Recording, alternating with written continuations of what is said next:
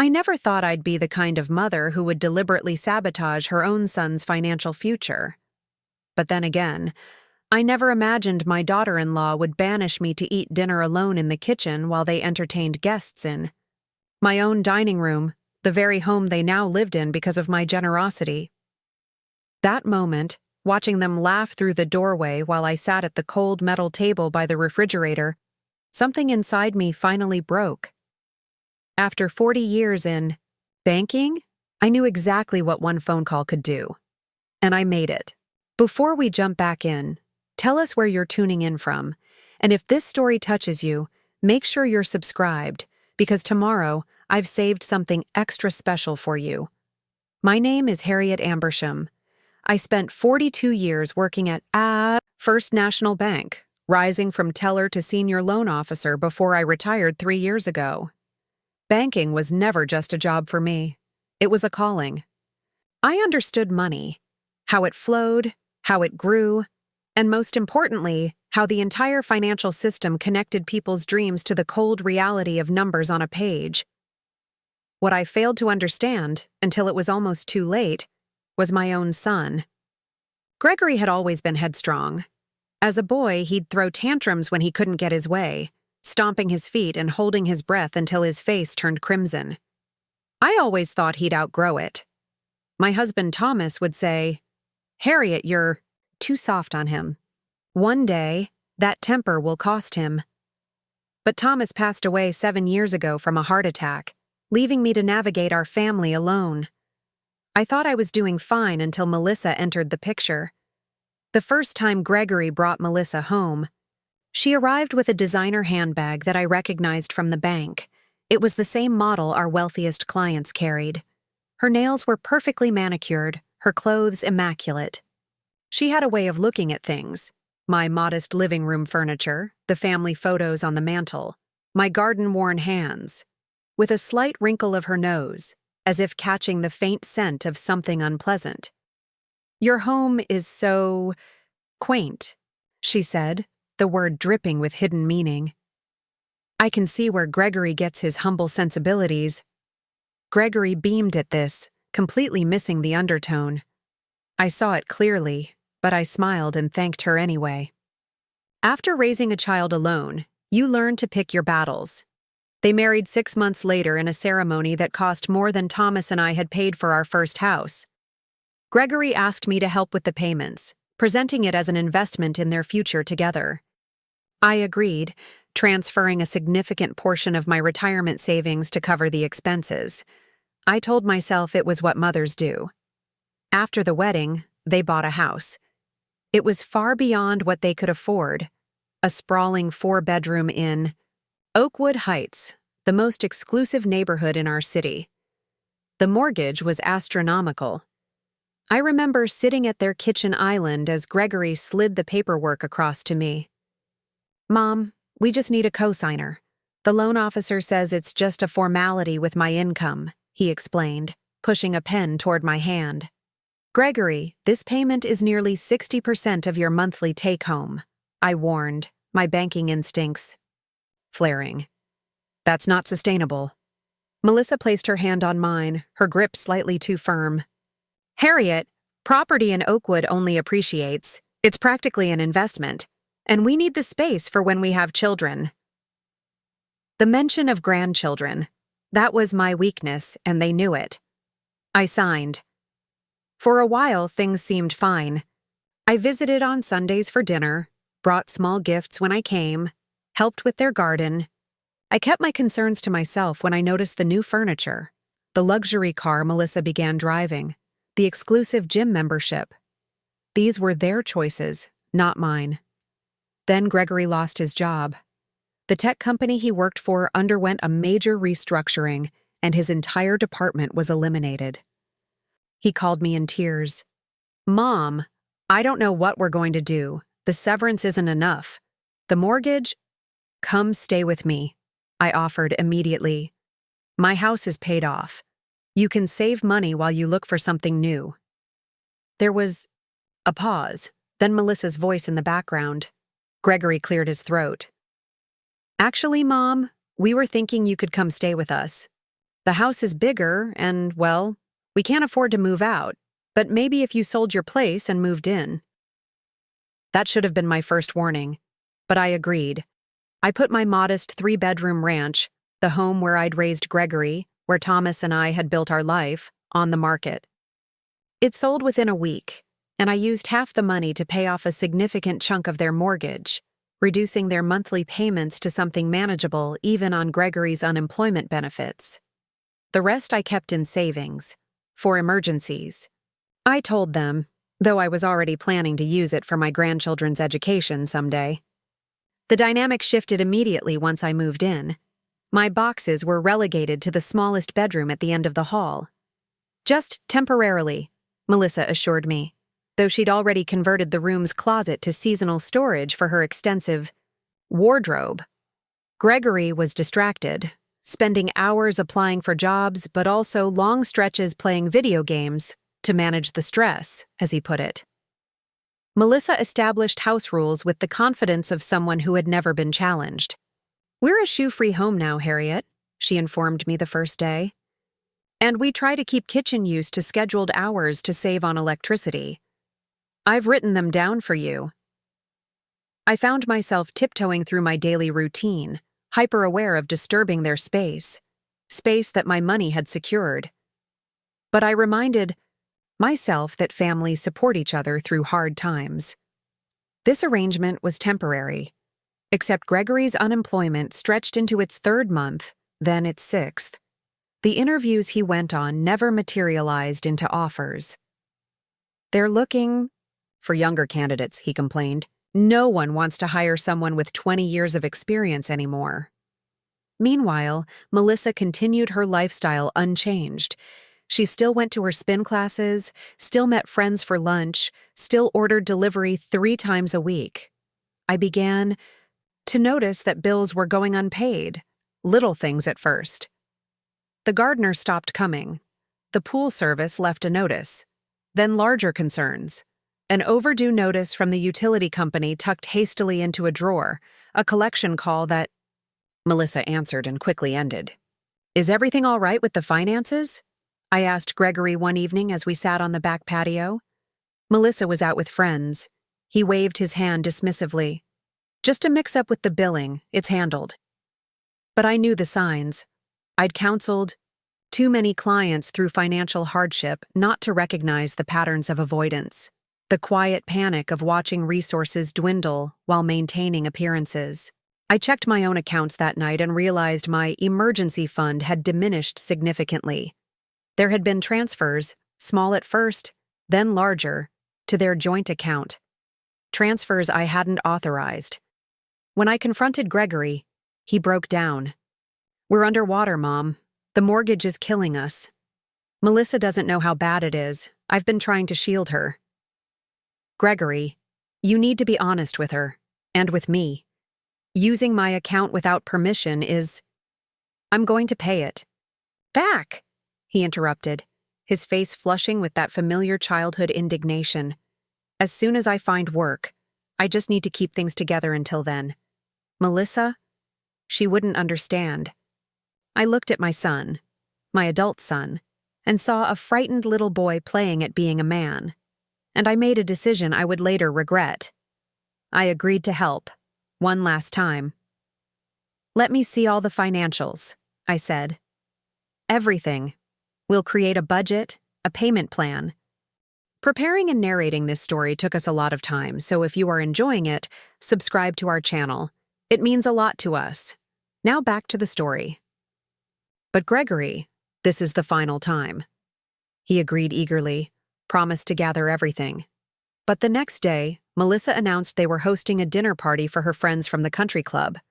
When I expressed concern about the expense, she laughed. "Harriet, we're not going to live like paupers just because of a temporary setback.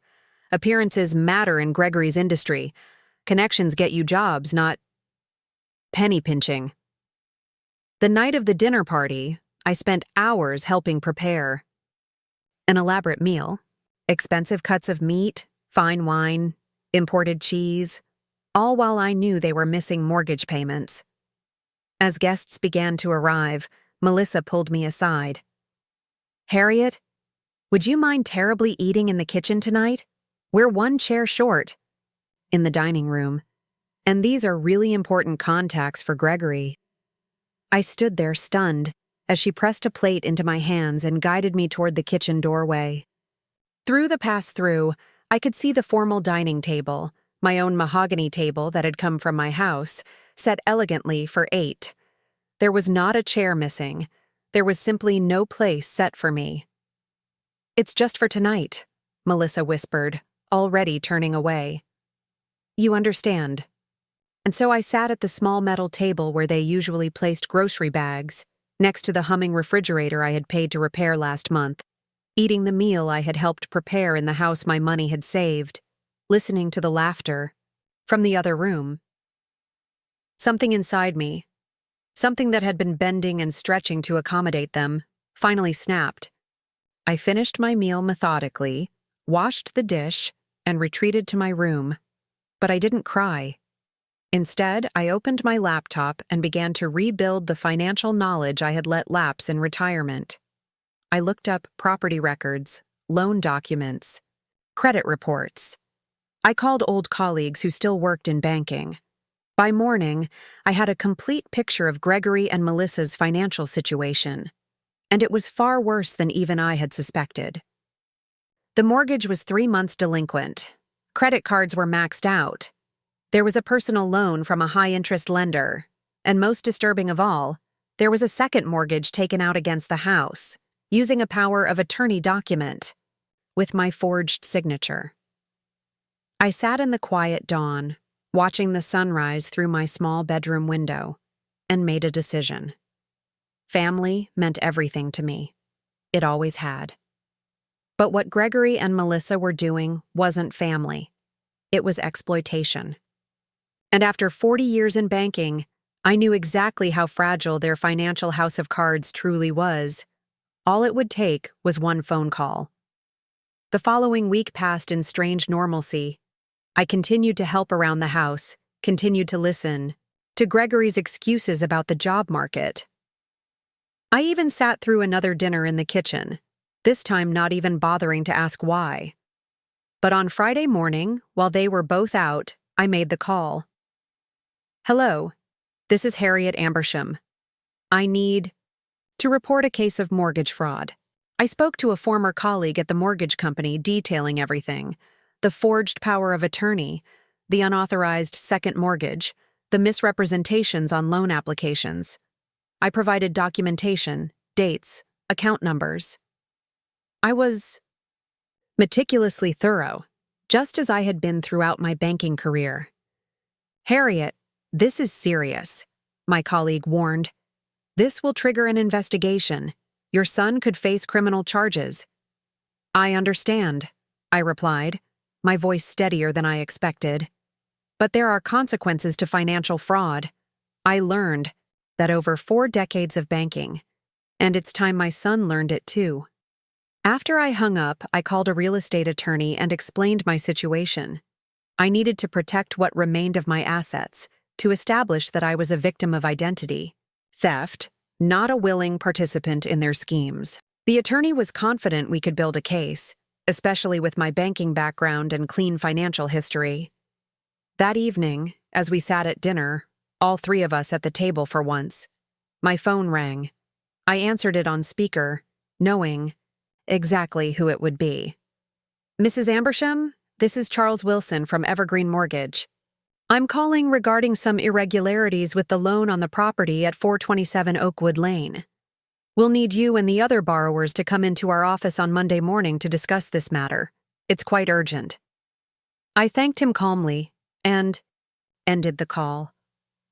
When I looked up, Gregory's face had drained of color. Melissa looked between us, confusion giving way to suspicion. "What irregularities?" she demanded. "Gregory, what is he talking about?" Gregory couldn't speak. He stared at me, recognition dawning in his eyes. "Mom," he whispered, "what did you do?" "Nothing," I said, placing my napkin beside my plate and standing. "I simply made a phone call. The real question is, What did you do, Gregory? What did you and Melissa do with my name, my credit, and my trust? The facade cracked instantly. Melissa turned on Gregory, screaming about how he had promised everything was handled. Gregory yelled back that she was the one spending money they didn't have, refusing to cut back, driving them further into debt. They hurled accusations at each other while I quietly began packing my belongings. By midnight, I had reserved an extended stay hotel room and called a car service. I left a note on the kitchen table, that same metal table where I'd been relegated to eat alone. Gregory and Melissa, I've contacted an attorney to represent me in this matter. I will cooperate fully with the mortgage fraud investigation. Any funds that can be recovered from the unauthorized use of my accounts will be. I suggest you both seek legal counsel immediately. Mom. The following weeks were a whirlwind of legal meetings, financial disclosures, and difficult decisions. The mortgage company pursued the fraud case aggressively. Gregory faced serious consequences, not jail time ultimately, but significant financial penalties and a settlement agreement that would follow him for years. Melissa filed for divorce before the case was even resolved, unwilling to be tied to the financial fallout. The house went into foreclosure. I had my name removed from all associated debt through the identity theft claims. My attorney helped me recover a portion of the funds that had been taken from my accounts, though much was simply gone, spent on maintaining an illusion of wealth that had never been real. I found a small apartment in a modest retirement community. It wasn't what I had planned for my later years, but it was mine, free from manipulation and disrespect. I planted window boxes with herbs and flowers, joined a book club, and slowly rebuilt my sense of security.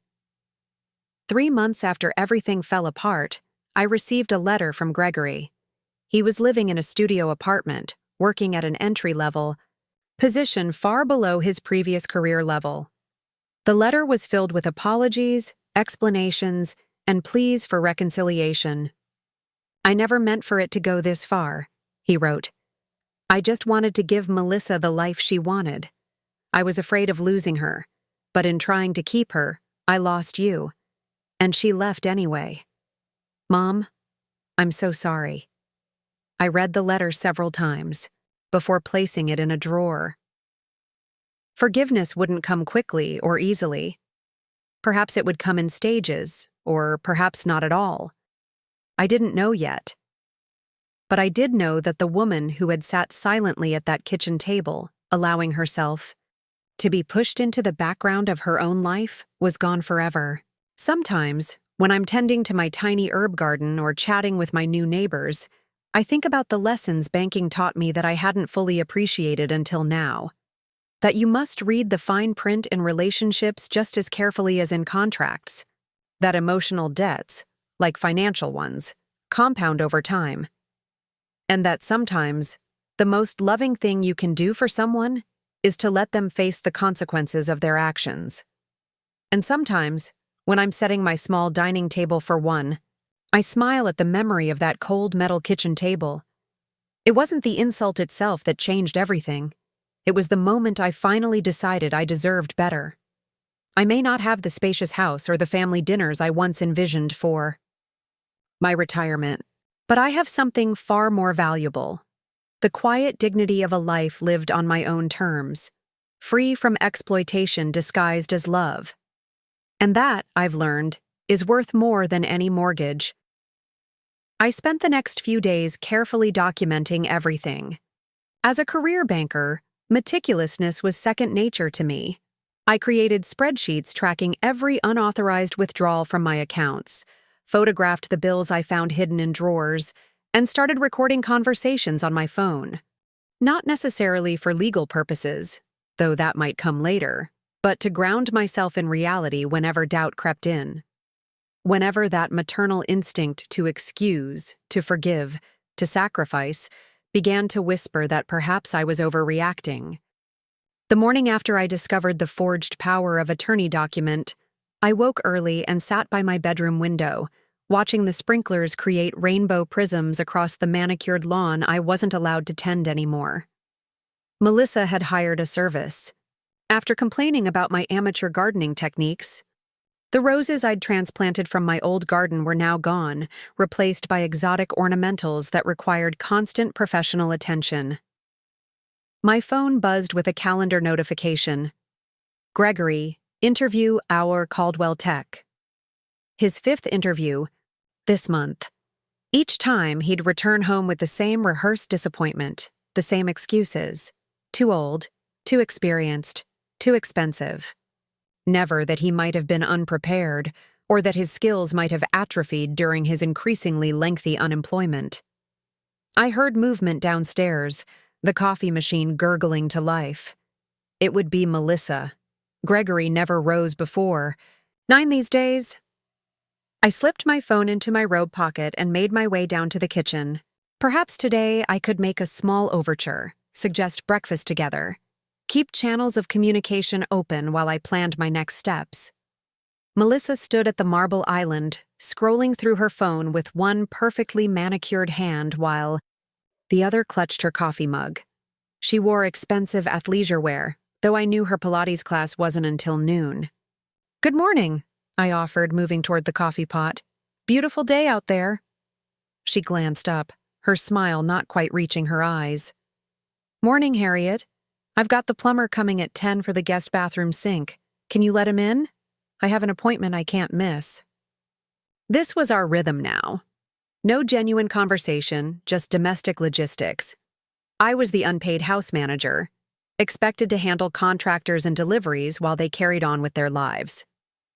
"Of course," I said, pouring my coffee. "I'll be here all day." "Great."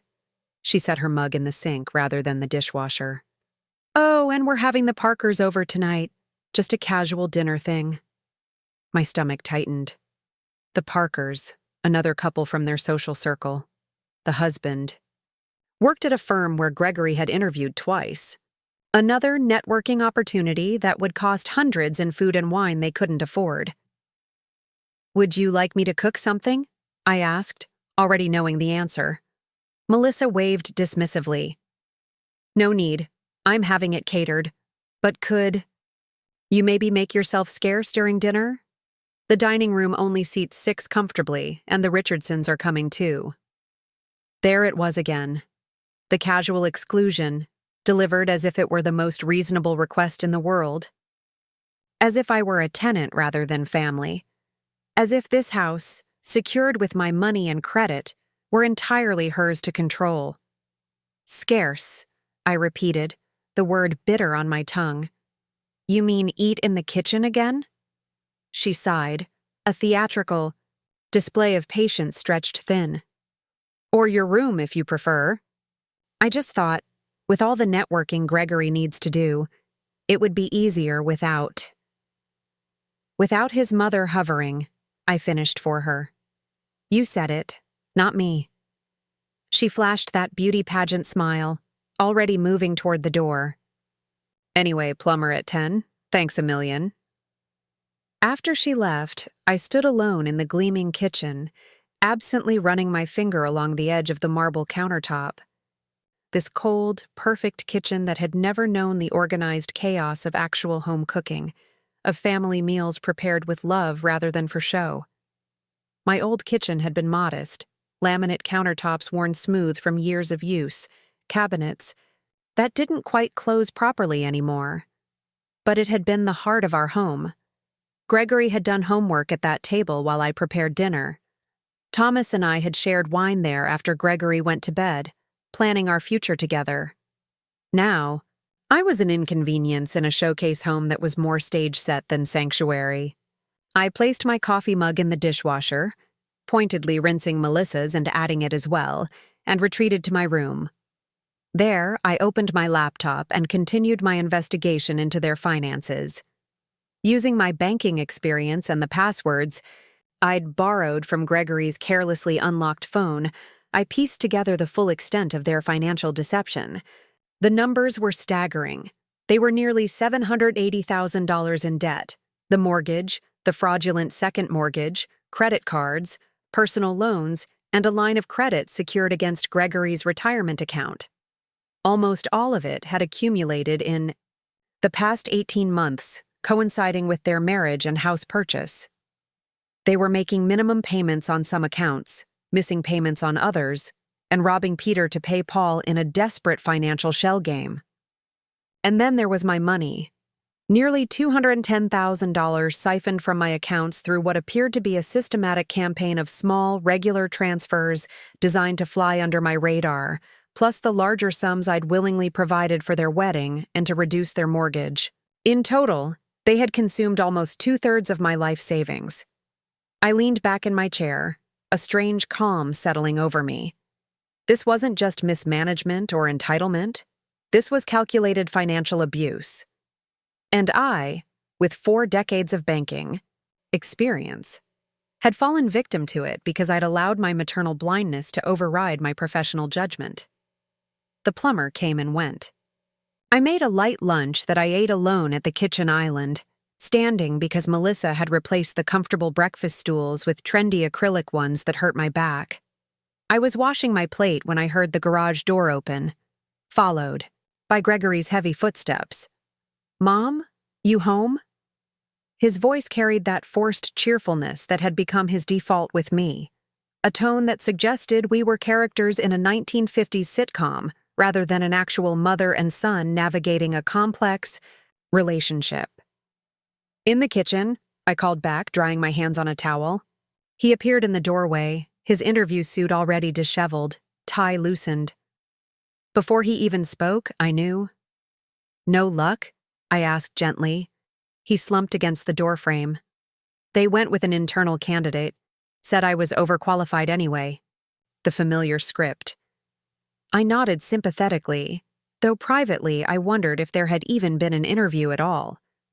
Lately, I'd begun to suspect some of these interviews were covers for long lunches or afternoons at the golf course.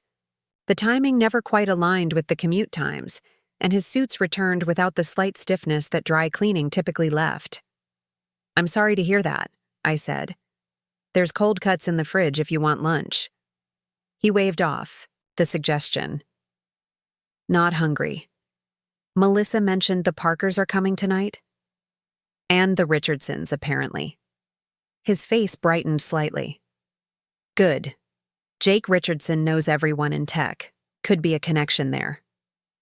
I hesitated, then decided to test the waters.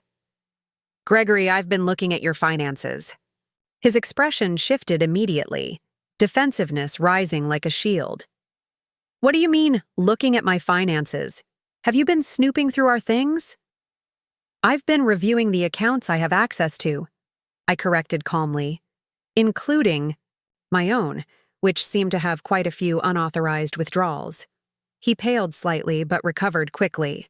"Mom, I told you about the transfers. It's temporary, just helping with cash flow until I land something. You said you were okay with helping." I was okay with the larger transfers we discussed. Not the dozens of smaller ones happening almost daily, and I certainly never agreed to be a co-signer on a second mortgage. Now he looked genuinely alarmed. "What are you talking about?" Either he was an exceptional actor, or Melissa had taken some actions without his knowledge. I decided to press further. "There's a second mortgage on this house, Gregory, for $320,000, with my name on it." He shook his head vehemently. That's not possible. We didn't take out a second mortgage. You must be mistaken." I retrieved my laptop from my room and returned to show him the documentation I'd found. As he scrolled through the loan details, his hands began to shake. "I didn't do this," he whispered. "I swear, Mom, I had no idea." For the first time in months, I believed him. The shock in his eyes seemed genuine, but that only raised more troubling questions. "If you didn't do it, then Melissa did," I said quietly, using both our names. Gregory ran a hand through, his hair, his breathing shallow. "There must be some mistake. Melissa she couldn't." The money went somewhere, Gregory.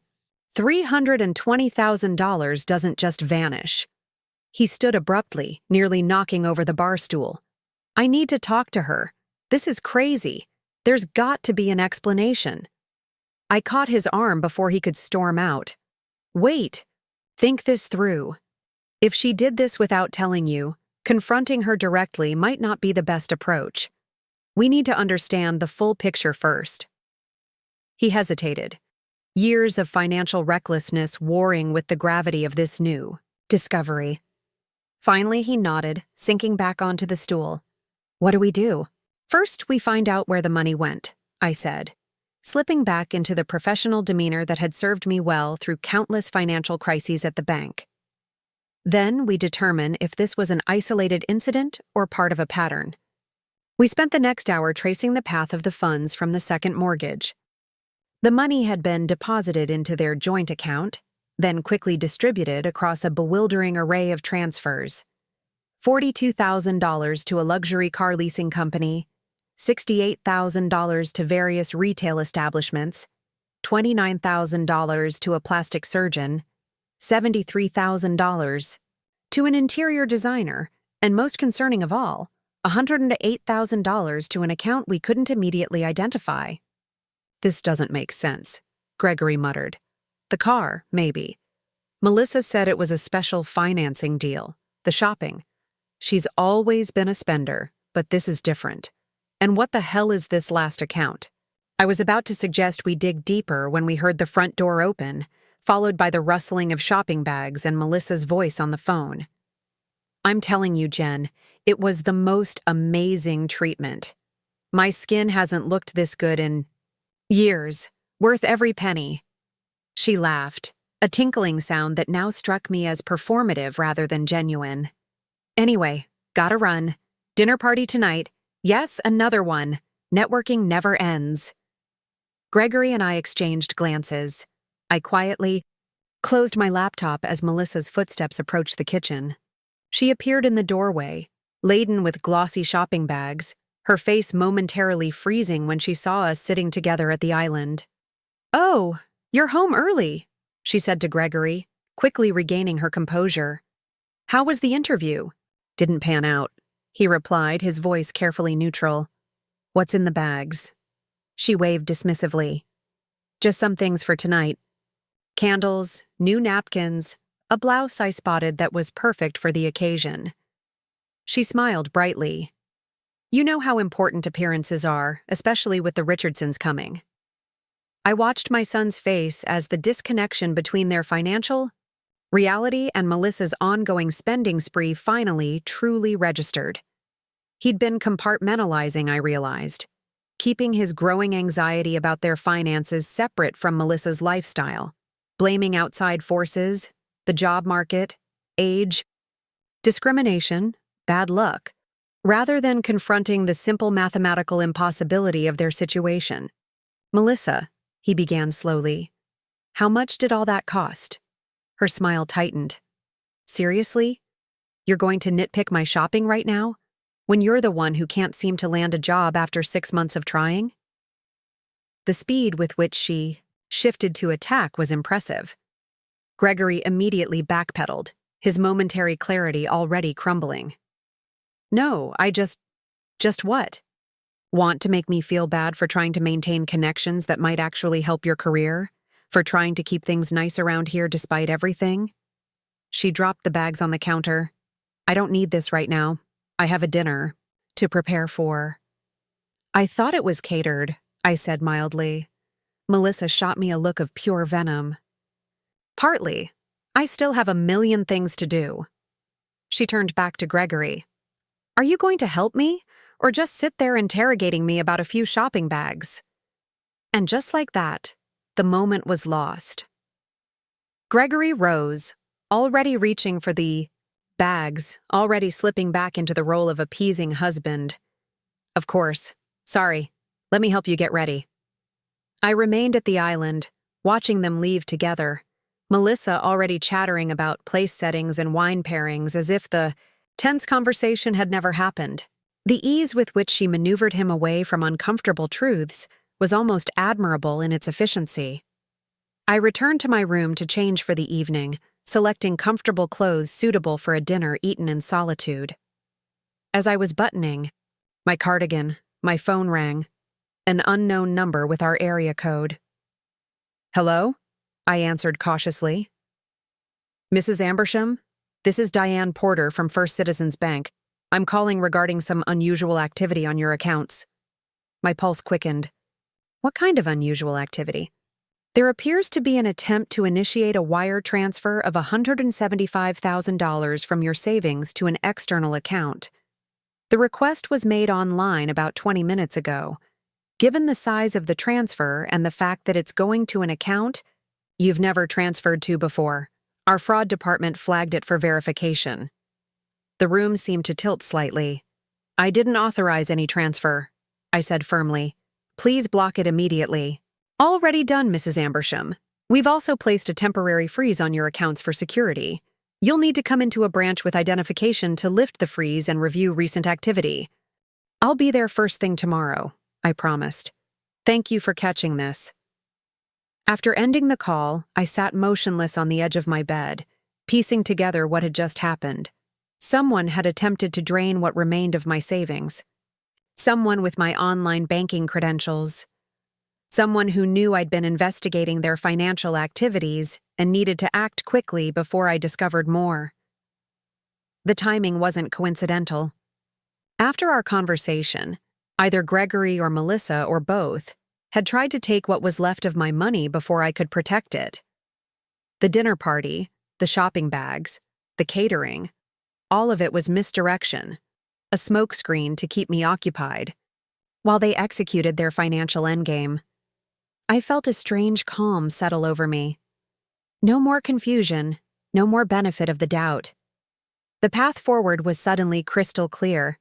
I checked the time, 4:45 p.m. The banks would be closing soon, but I knew the manager at my branch personally. I sent her a text message, explaining that I had an urgent situation and asking if she could meet me after hours.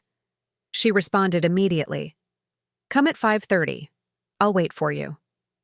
Next, I called a locksmith service and explained that I needed to change the locks on my safe deposit box immediately. They confirmed they could meet me at the bank.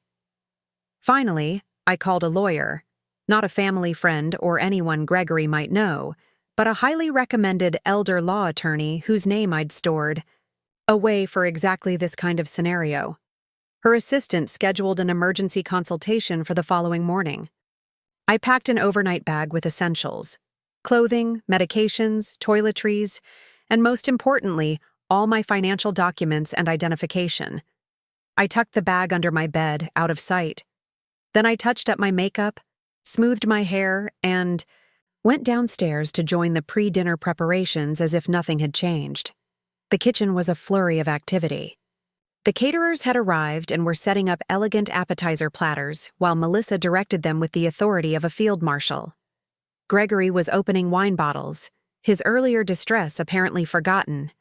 Neither of them seemed to notice as I slipped into the room and began arranging flowers in a vase, positioning myself where I could hear their conversations. "Did you take care of that thing?" Melissa murmured to Gregory when the caterers stepped outside to retrieve more supplies. He nodded, a flicker of discomfort crossing his face. "All set. Though I'm not sure if—" "Not now," she cut him off as the caterers returned. Louder, she added, "Be a dear and make sure the guest bathroom has fresh hand towels." They were working together then. The realization should have hurt more than it did. Instead, I felt only a cool determination strengthening my resolve. As the hour of the dinner party approached, I made my move. I approached Melissa, who was arranging place cards at the dining table. 6 settings, as expected, with no place for me. "Melissa, I'm feeling a bit under the weather," I said, injecting just the right note of frailty into my voice. "I think I'll skip dinner altogether and turn in early. Please apologize to your guests for me." She barely looked up. "Oh no, Hope, it's nothing serious. Get some rest then." No concern, no offer to bring me soup or check on me later. just relief that I'd removed myself from the equation without her having to banish me explicitly. "Thank you, dear. I took a sleeping pill already, so I'll probably be out cold. Don't worry about keeping the noise down on my account." That caught her attention. Her eyes flicked to mine, calculating. "A sleeping pill? Are you having trouble sleeping lately?" "Just occasionally," I said with a small shrug. "Age, you know. The doctor prescribed them months ago. I take them rarely, but tonight seemed like a good time." She nodded, her expression softening into something that might have resembled concern if I didn't know better. "Good idea. Rest up. We'll be fine without you." I said goodnight to Gregory, who was adjusting his tie in the hallway mirror, receiving a distracted, "Feel better, Mom," in response. Then I retreated to my room, closed the door audibly, and waited. 20 minutes later, the doorbell rang. The first guests had arrived. I listened to the muffled sounds of greetings, laughter, clinking glasses. When the noise level suggested all guests had arrived and cocktail hour was in full swing, I quietly retrieved my overnight bag, opened my bedroom window, and slipped out onto the side yard. My car was parked on the street, deliberately left there earlier under the pretense of making room for the guests' vehicles. I reached it without being seen, stowed my bag in the trunk, and drove away from the house that had never really been my home. At the bank, Sharon, the manager, was waiting as promised. We'd known each other for 15 years. She'd been a teller when I was a loan officer, and we'd risen through the ranks together. "Harriet," she greeted me, her face concerned. "What's happening? This doesn't sound like you." In her office, I laid out the situation in clinical terms, bankers discussing fraud rather than a mother describing betrayal. Sharon's expression grew increasingly grave as I showed her the documentation I'd gathered. "This is elder financial abuse," she said finally. "Criminal, not just unethical. We need to act quickly." Within an hour, we had completely secured my remaining assets. New accounts were created with complex passwords and additional security protocols. The compromised accounts were frozen permanently. The locksmith changed the access codes to my safe deposit box, where I stored the original copies of my will, property deeds, and insurance policies. "What about your personal items at their house?" Sharon asked as we completed the paperwork. "Valuables, sentimental things?" I thought about my mother's pearls, the photo albums, Thomas's watch collection, things that mattered to me but wouldn't be of immediate financial value to Gregory and Melissa. "They'll have to wait," I decided. "Getting those back is phase 2. Sharon squeezed my hand. "You can stay with Ron and me tonight. Our guest room is always ready." I shook my head.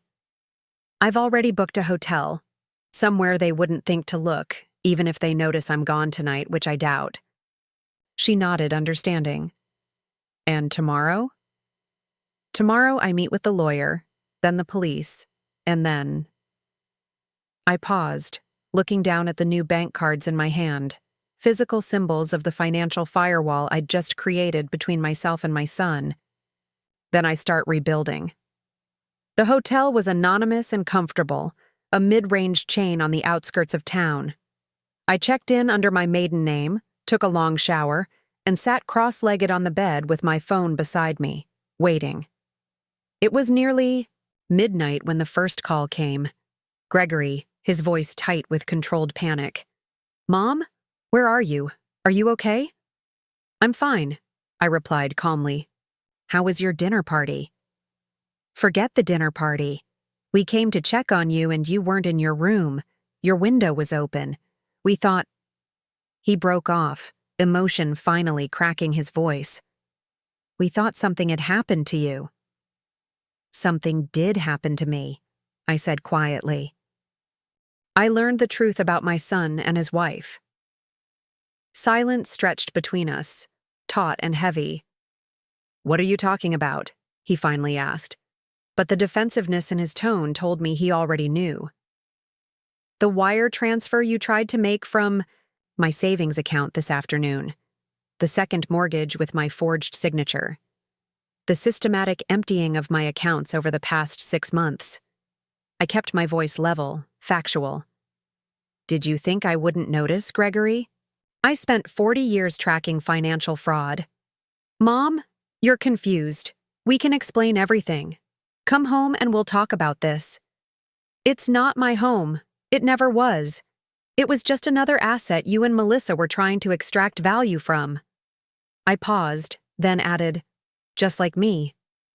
In the background, I could hear Melissa's voice rising in pitch, demanding to know what I was saying. Gregory muffled the phone briefly, then returned. Where are you? I'll come get you right now. You're obviously upset. No, I said firmly. I'm not coming back. Not tonight, not ever. I've secured my remaining assets. I've documented the fraud. Tomorrow I'll be speaking with both a lawyer and the police. The police? Now real fear entered his voice. Mom, you can't be serious. This is a family matter, not a criminal one. Financial elder abuse is absolutely a criminal matter, as is identity theft and fraud. Ask Melissa. I'm sure she's familiar with the statutes. More muffled conversation, then Melissa's voice suddenly came on the line, honey sweet with practiced concern. Harriet, sweetheart, we're so worried about… You haven't been yourself lately. Gregory mentioned you took a sleeping pill tonight. Maybe it's affecting your thinking. Why don't you tell us where you are, and we'll come make sure you're safe. I'm safer now than I've been since I moved in with you, I replied. And my thinking is perfectly clear. Clear enough to understand that the $108,000 transfer from the fraudulent second mortgage went to an account in your maiden name. Clear enough to have already provided that information to my banker and my attorney. The honeyed tone vanished instantly. You spied on our private financial records? You had no right? I had every right to investigate fraud committed in my name and against my accounts, I interrupted, just as I have every right to press charges. You wouldn't dare, she hissed. He's your son, your only child. Yes, I agreed, a wave of sadness finally breaking through my composed exterior. He is, which makes what you both did all the more unforgivable. I ended the call as Melissa launched into another tirade. Within minutes, my phone lit up with texts and calls from both of them, alternating between pleas, threats, and attempts at manipulation. I silenced the phone and placed it on the nightstand. Tomorrow would be challenging, the first day of a difficult journey through legal proceedings and emotional reckonings. But tonight, in this anonymous hotel room with my remaining assets secured and my path forward clear, I felt something I hadn't experienced since before Thomas died. The quiet strength of standing firmly in my own truth, unswayed by the emotional manipulations of others. I had spent my entire adult life as Gregory's mother, subordinating my needs to his, making excuses for his shortcomings, believing that maternal love could overcome his fundamental character flaws. Tomorrow, I would begin the process of rediscovering who Harriet Ambersham was beyond that all-consuming identity, who I might become in this unexpected final chapter of my life. I turned out the light and slept more soundly than I had in months. Morning arrived with the impersonal cheerfulness of hotel sunshine, filtered through heavy curtains, accompanied by the distant sounds of housekeeping carts and ice machines. For a moment, I stared at the unfamiliar ceiling, trying to orient myself. Then reality came flooding back. The fraud, the betrayal, my midnight escape. My phone showed 17 missed calls and 32 text messages. I scrolled through them without reading, noting only the escalating tone of the previews, from concern to anger to desperate bargaining. The final message, sent at 4:37 a.m., was simply, "We need to talk. Please." I silenced the phone again and prepared for the day ahead. The hotel's complimentary breakfast was adequate, weak coffee and a blueberry muffin that I ate mechanically while reviewing my notes for the meeting with the attorney. By 8:45 a.m., I was sitting in the reception area of Westlake Legal Associates. A leather portfolio containing all my documentation balanced on my knees. "Mrs. Ambersham?" A woman in her early 50s extended her hand. "I'm Catherine Westlake. Please come in." Catherine's office was unpretentious but immaculate, with law degrees from prestigious universities displayed alongside family photos and what appeared to be amateur watercolor landscapes. She gestured for me to take a seat across from her substantial oak desk. "Sharon Bennett at First Citizens speaks very highly of you," she said, settling into her chair. "She mentioned potential elder financial abuse and identity theft?" I nodded, opening my portfolio. "My son and his wife have systematically drained my accounts over the past 6 months. They've also forged my signature on a second mortgage and attempted to wire transfer the remainder of my savings yesterday afternoon." If she was shocked by my blunt assessment, she didn't show it. Instead, she took the documents I offered, scanning them with practiced efficiency. "How much have they taken in total?" she asked. "Approximately $210,000 from my accounts directly, plus the fraudulent second mortgage of $320,000 that I'm supposedly a co-signer on." She looked up sharply. "That's substantial. Are there any other family members involved? Anyone who might have benefited from these transactions?" I shook my head. "Just my son Gregory and his wife Melissa. I have no other children, and my husband passed away 7 years ago." For the next hour, I walked her through everything. The initial voluntary financial support I'd provided, the gradual escalation to unauthorized transfers, the discovery of the forged power of attorney, and finally, the attempted wire transfer that had prompted my departure. Catherine took meticulous notes, occasionally asking for clarification on specific dates or transactions. When I finished, she sat back in her chair, fingers steepled beneath her chin. "Mrs. Ambersham, you have a textbook case of elder financial abuse, complicated by identity theft and fraud. The good news, if we can call it that, is that your banking background has given you the skills to document everything thoroughly. The paper trail is clear." "What are my options?" I asked. "You have several, none of them easy." She leaned forward. "First, you can pursue civil remedies. Sue your son and daughter-in-law for the stolen funds and damages. Second, you can report this to the police as criminal fraud, which could lead to arrests and criminal charges.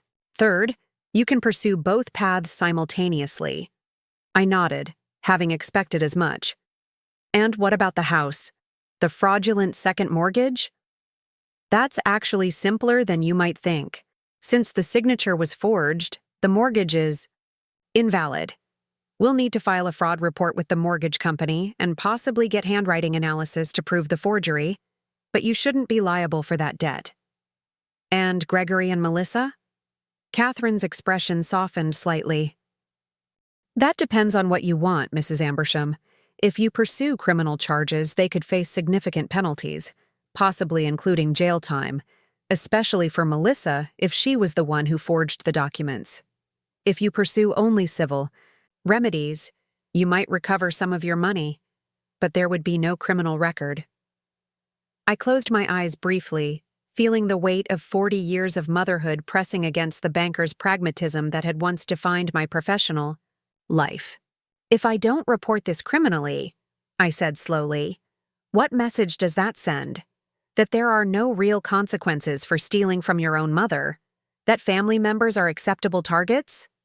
Catherine nodded. "It's a difficult balance. Many of my elder abuse clients struggle with the same question. They want justice, but hesitate to be the cause of severe consequences for family members, even those who have harmed them." "What would you do?" I asked quietly. She considered this thoughtfully. "Professionally, I recommend pursuing both civil and criminal remedies. The criminal case strengthens the civil case, and frankly, what they've done is criminal. But personally, I can't answer that for you. It depends on many factors. Your relationship with your son before this incident, whether you believe this Behavior is an anomaly or a pattern, your own capacity for forgiveness and your need for closure. Closure. The word hung in the air between us. What would closure look like in this situation? Gregory in handcuffs.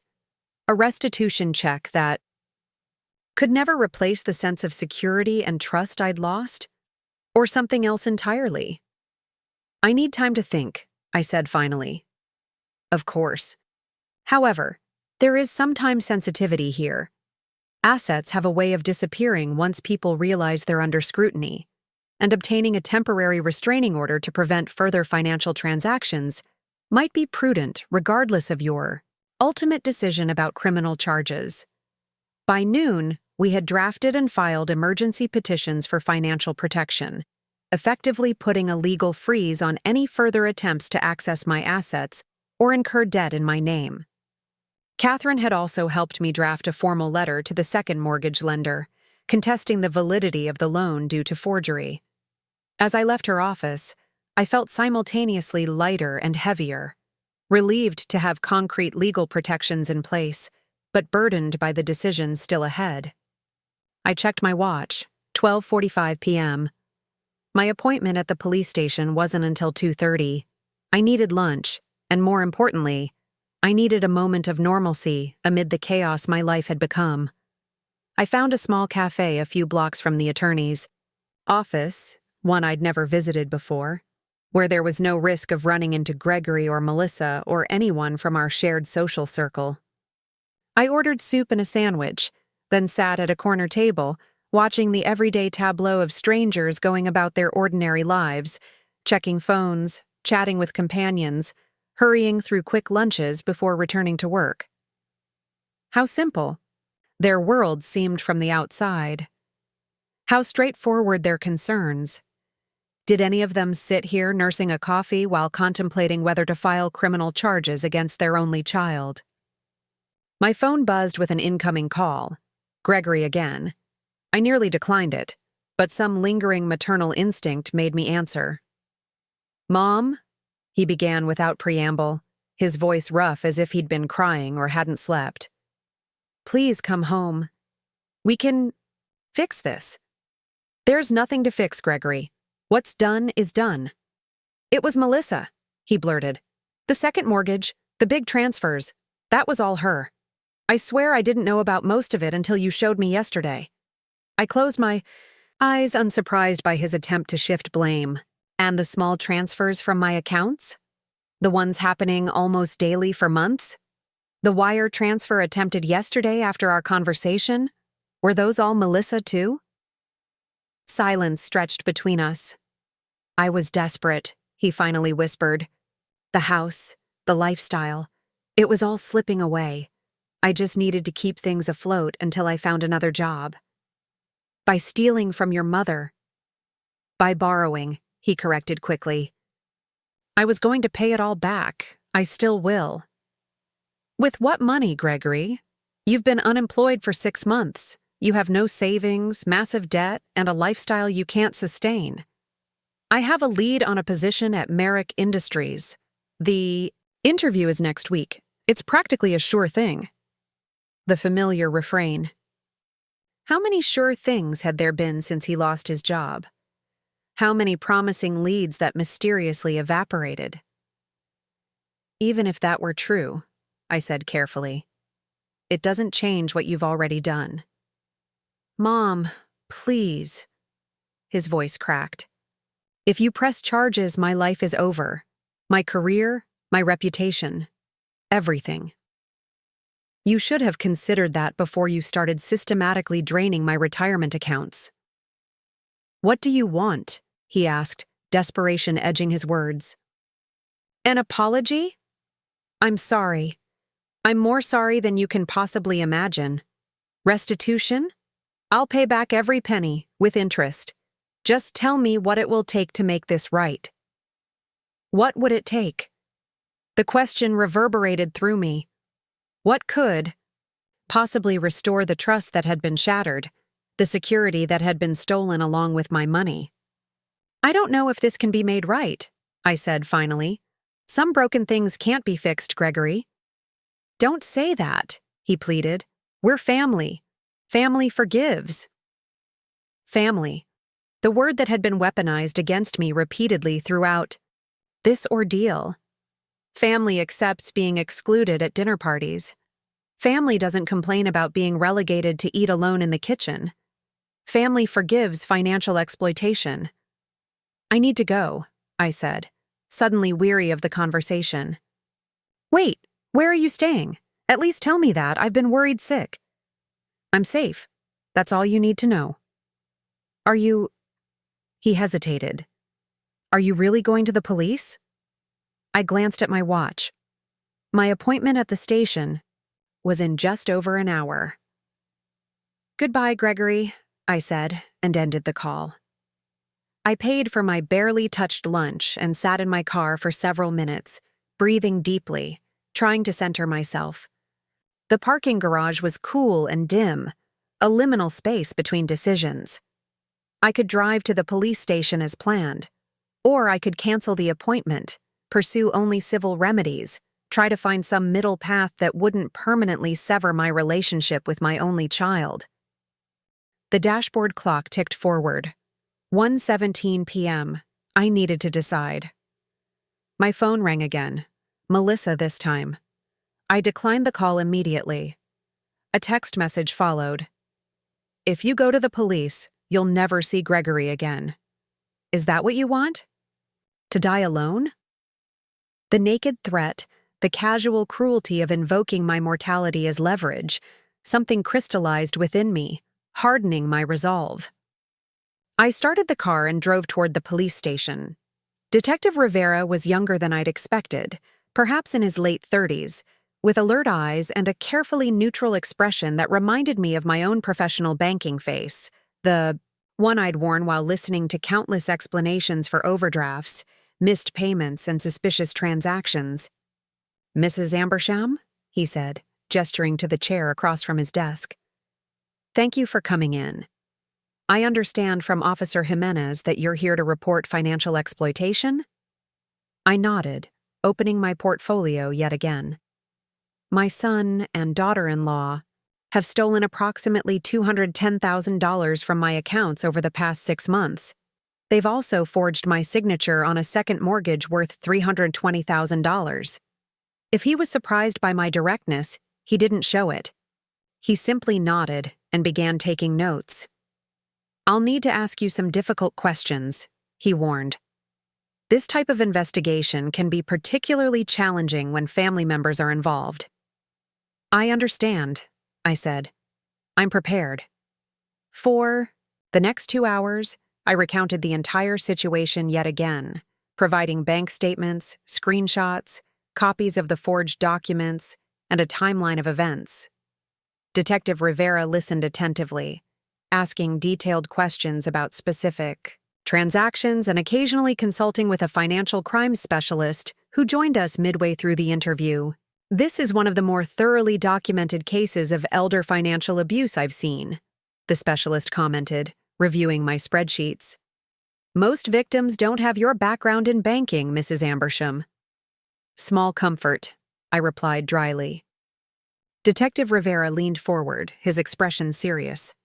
Mrs. Ambersham, based on what you've shared, we have sufficient evidence to open a formal investigation. This could lead to criminal charges against both your son and daughter-in-law. I want to be completely transparent about what that means. He explained the process. The investigation would likely take weeks, possibly months. There would be interviews with bank personnel, forensic financial analysis, and eventually, questioning of Gregory and Melissa. If charges were filed, there would be arraignments, preliminary hearings, and possibly a trial unless plea agreements were reached. Throughout this process, your participation will be essential, he emphasized. You would need to provide testimony, potentially multiple times. It can be emotionally draining, especially when the defendants are family members. I understand, I said again, though the full weight of what lay ahead was beginning to settle on my shoulders. Many victims in your situation start this process, but don't follow through, he added gently. They feel conflicted, especially as the reality of seeing their family members face criminal penalties becomes more concrete. I'm not trying to discourage you. What's happened to you is wrong and deserves justice. I just want you to be fully informed about the road ahead. I appreciated his candor. This wouldn't be as simple as filing a report and walking away. This would be a commitment to a lengthy, painful process that would permanently alter my relationship with Gregory. What happens next? I asked. We'll open an investigation based on your report today. We'll need formal statements from the bank personnel involved, and we'll begin the process of obtaining warrants for your son and daughter-in-law's financial records. In cases like this, we often find that there are additional victims or additional financial improprieties beyond what was initially reported. Additional victims. The thought hadn't occurred to me. Was I simply the latest target in a pattern of financial manipulation? The idea made me feel simultaneously less foolish and more violated. How long do I have to decide whether to proceed? I asked. Detective Rivera's expression softened slightly. The investigation will move forward based on today's report, but if at any point you decide you don't want to pursue criminal charges, you can let us know. However, once certain thresholds are crossed in financial crimes cases, the district attorney may choose to proceed even without victim cooperation, especially in elder abuse cases. I nodded, understanding the implication. The machinery of justice, once set in motion, developed its own momentum. By the time I left the police station, dusk was settling over the city. I sat in my car, watching the streetlights flicker on one by one, illuminating the growing darkness. My phone showed more missed calls and messages, but I couldn't bring myself to check them. Instead, I drove back to the hotel, ordered room service, and sat by the window looking out at the anonymous landscape of suburban rooftops and distant highway lights. Sleep eluded me that night. I lay awake replaying moments from Gregory's childhood. His first steps across our living room floor, his graduation day, the proud smile when he got his first job offer. Had there been signs even then of the man he would become?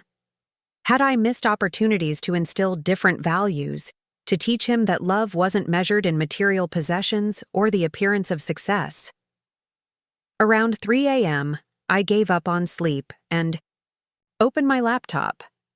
I navigated to a local real estate website and began browsing apartments for rent. If I was truly committed to this new chapter of my life, I needed a permanent place to live, not an extended stay hotel. I narrowed my search to small one-bedroom units in modest buildings, places where my reduced financial circumstances would be sustainable. After an hour of searching, I had scheduled viewings for 3 apartments, all for the following afternoon. Shortly after dawn, I received a text from Catherine, my attorney. Meeting with second mortgage lender confirmed for 10 a.m. Can you make it? I confirmed I would be there, then showered and dressed with particular care, selecting a tailored blazer and slacks that had once been my banking uniform. Today, I needed to project competence and authority, not the vulnerability of a victimized mother. The offices of Westland Mortgage Corporation occupied 3 floors of a glass and steel building downtown. Catherine met me in the lobby, professional in a charcoal suit, a leather briefcase at her side. "Ready?" she asked, her expression reassuring. "As I'll ever be," I replied. We were escorted to a conference room where 3 people awaited us. Daniel Wilson, VP of Loan Operations, Teresa Alvarez, Chief Compliance Officer, and a man introduced only as Mr. Reed from Legal. Catherine opened the meeting with surgical precision. "We're here to address the fraudulent second mortgage taken out against Mrs. Ambersham's property at 427 Oakwood Lane. We have documentation proving that Mrs. Ambersham's signature was forged on all loan documents, and that the purported power of attorney used to secure this loan was also fraudulent." Mr. Wilson shifted uncomfortably. "These are serious allegations. Our verification procedures are quite stringent." "And yet," Catherine countered, sliding a folder across the table, They failed spectacularly in this case. This includes Mrs. Ambersham's genuine signature from multiple verified documents, alongside the forged signatures from your loan paperwork. Even a layperson can see the discrepancies. Ms. Alvarez examined the documents, her frown deepening. There appear to be inconsistencies, she admitted. More than inconsistencies, Catherine pressed. Outright fraud. Mrs. Ambersham never applied for this loan, never signed these documents, never received the proceeds, and never authorized anyone to act on her behalf. Mr. Reed cleared his throat. If what you're alleging is true, this would, of course, invalidate the loan. However, the funds have already been dispersed. The situation isn't as simple as simply canceling the mortgage. The situation is exactly that simple from Mrs. Ambersham's perspective, Catherine responded. She bears no responsibility for funds dispersed based on forged documentation. That's a matter between your institution and the perpetrators of the fraud. The discussion continued for nearly 2 hours, growing increasingly technical as we delved into the specifics of the loan application, the verification procedures that had failed, and the legal ramifications for all parties. Throughout, I observed with a banker's eye, noting which points made the mortgage executives most uncomfortable, which arguments resonated. Finally, Ms. Alvarez turned to me directly. Mrs. Ambersham, just to clarify, you're alleging that your son and daughter-in-law executed this fraud without your knowledge or consent? That's correct, I said steadily. And you've reported this to the police? Yes, an investigation is underway. She exchanged glances with her colleagues. We would, of course, cooperate fully with any law enforcement inquiry. In the meantime, we'll need to conduct our own internal investigation into how this occurred. Mr. Wilson leaned forward. Mrs. Ambersham, given your banking background, you understand that unwinding a transaction of this magnitude isn't instantaneous. While we investigate, the loan remains active in our system, which means, Catherine interjected, that Mrs. Ambersham's name remains associated with a debt she never incurred. This is causing her ongoing harm. More discussion followed, culminating in a compromise. Westland would place the loan in a special administrative status while investigating the fraud allegations. No adverse credit reporting would occur, and no collection activities would be pursued against me. In exchange, we would provide copies of all police reports and investigation findings as they became available. As we left the building, Catherine seemed satisfied. That went about as well as could be expected for a first meeting. Financial institutions never admit liability immediately, but they're clearly concerned. The fact that you have a banking background gives us leverage. They know you understand exactly how badly their verification procedures failed. I nodded, mentally exhausted from the meeting, but relieved to have made tangible progress. What's next? We wait for their internal investigation, which will almost certainly confirm the forgery. Meanwhile, the police investigation continues. And you?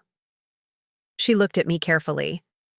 You need to decide what kind of relationship, if any, you want with your son going forward. The question lingered as I viewed apartments that afternoon. The first was too dark, with windows overlooking an air shaft. The second smelled faintly of mildew, suggesting moisture problems. The third, however, had potential. A small but bright one-bedroom on the 3rd floor of a well-maintained building, with a tiny balcony just large enough for a chair and a pot of flowers. It's not fancy, the property manager warned as he showed me the compact kitchen with its dated appliances. But the building's solid, utilities are included, and the neighborhood's safe. It's perfect, I said, surprising myself with the certainty in my voice. When can I move in? He checked his clipboard. We'd need first and last month's rent, plus security deposit. Assuming your credit check and references clear, you could have keys by Friday. Friday, just 3 days away. The speed was simultaneously terrifying and exhilarating. Could I really start over at 63, in a modest apartment with dated appliances, after decades in spacious single-family homes? As I wrote the check for the application fee, I realized that for the first time since discovering Gregory and Melissa's betrayal, I was thinking about the future rather than the past, not with resignation or despair, but with a cautious sense of possibility. I returned to the hotel to find a message from Detective Rivera. Progress on your case. Please call when convenient. I called immediately, and he answered on the second ring. Mrs. Ambersham, thanks for getting back to me. We've been investigating the financial records we've obtained so far, and we've found something I think you should know about. What is it? I asked, tension returning to my shoulders. The account that received the large transfer from the fraudulent second mortgage? It's not just in your daughter-in-law's name. It's a joint account with another individual, a man named Julian Reeves. Does that name mean anything to you? I frowned, searching my memory. No, I don't believe so. Who is he? We're still investigating, but preliminary findings suggest he and your daughter-in-law have a personal relationship. There are numerous transactions between them dating back approximately 8 months, including significant cash withdrawals and purchases at jewelry stores, hotels, and high-end restaurants. The implication was clear. You're saying Melissa is having an affair? And using the money stolen from me to finance it? I can't officially confirm the nature of their relationship, Detective Rivera said carefully, but the pattern of transactions is consistent with extramarital activities we've seen in other cases. I sat heavily on the edge of the hotel bed, a strange laugh escaping me. So my son helped steal my life savings to finance a lifestyle that included his wife's affair with another man. It appears that way, yes. I'm sorry, Mrs. Ambersham. I thought you should know, especially as you're considering how to proceed with charges. After we ended the call, I sat motionless for several minutes, absorbing this latest revelation. The betrayal had layers I hadn't even imagined. Did Gregory know about Melissa's affair? Was he an unwitting victim in that aspect of the fraud, even as he participated in stealing from me? My phone rang again. Gregory, for what must have been the 20th time that day. This time I answered. Mom? Thank God. Please, we need to talk. Face to face. I agree, I said calmly. But not at the house. Meet me at Riverside Park, by the marina, tomorrow at noon. The park? Why not just come home? Those are my terms, Gregory. Take them or leave them. He hesitated only briefly. Okay. The marina at noon. I'll be there. I ended the call and began planning what I would say to my son, perhaps for the last time. Riverside Park was unusually quiet for a weekday afternoon. A few elderly couples strolled along the pathways. A mother pushed a toddler on the swings, and a solitary jogger circled the perimeter trail. I arrived 20 minutes early, selecting a bench overlooking the marina where small pleasure boats bobbed gently on the water. In another life, the one I'd planned with Thomas, we might have owned one of those boats, spending leisurely weekends exploring the coastline. Now that future, like so many others, existed only in the realm of what might have been. I straightened my shoulders and smoothed my slacks, habits from decades of professional life that had become ingrained responses to stress. The manila envelope on my lap contained copies of all the documentation I'd provided to the police and my attorney, bank statements, loan documents, transaction records. I hadn't decided yet whether to share the information about Melissa's affair. That revelation felt like a grenade with an unpredictable blast radius. At precisely noon, I spotted Gregory approaching from the parking lot. Even from a distance, the changes in him were evident. His normally immaculate appearance had deteriorated, shirt wrinkled, hair uncombed, dark circles shadowing his eyes. He scanned the park anxiously until his gaze landed on me, and for an instant, relief washed over his features before settling back into a mask of tension. You came alone? I asked as he reached the bench. He nodded, lowering himself beside me with the careful movements of someone much older than his 42 years. Melissa wanted to come, but I told her this needed to be between you and me. A rare instance of good judgment, I observed dryly. He winced but didn't challenge the barb. Mom, I don't even know where to begin. The beginning would be traditional, I suggested, though in this case, I'm not sure when that was.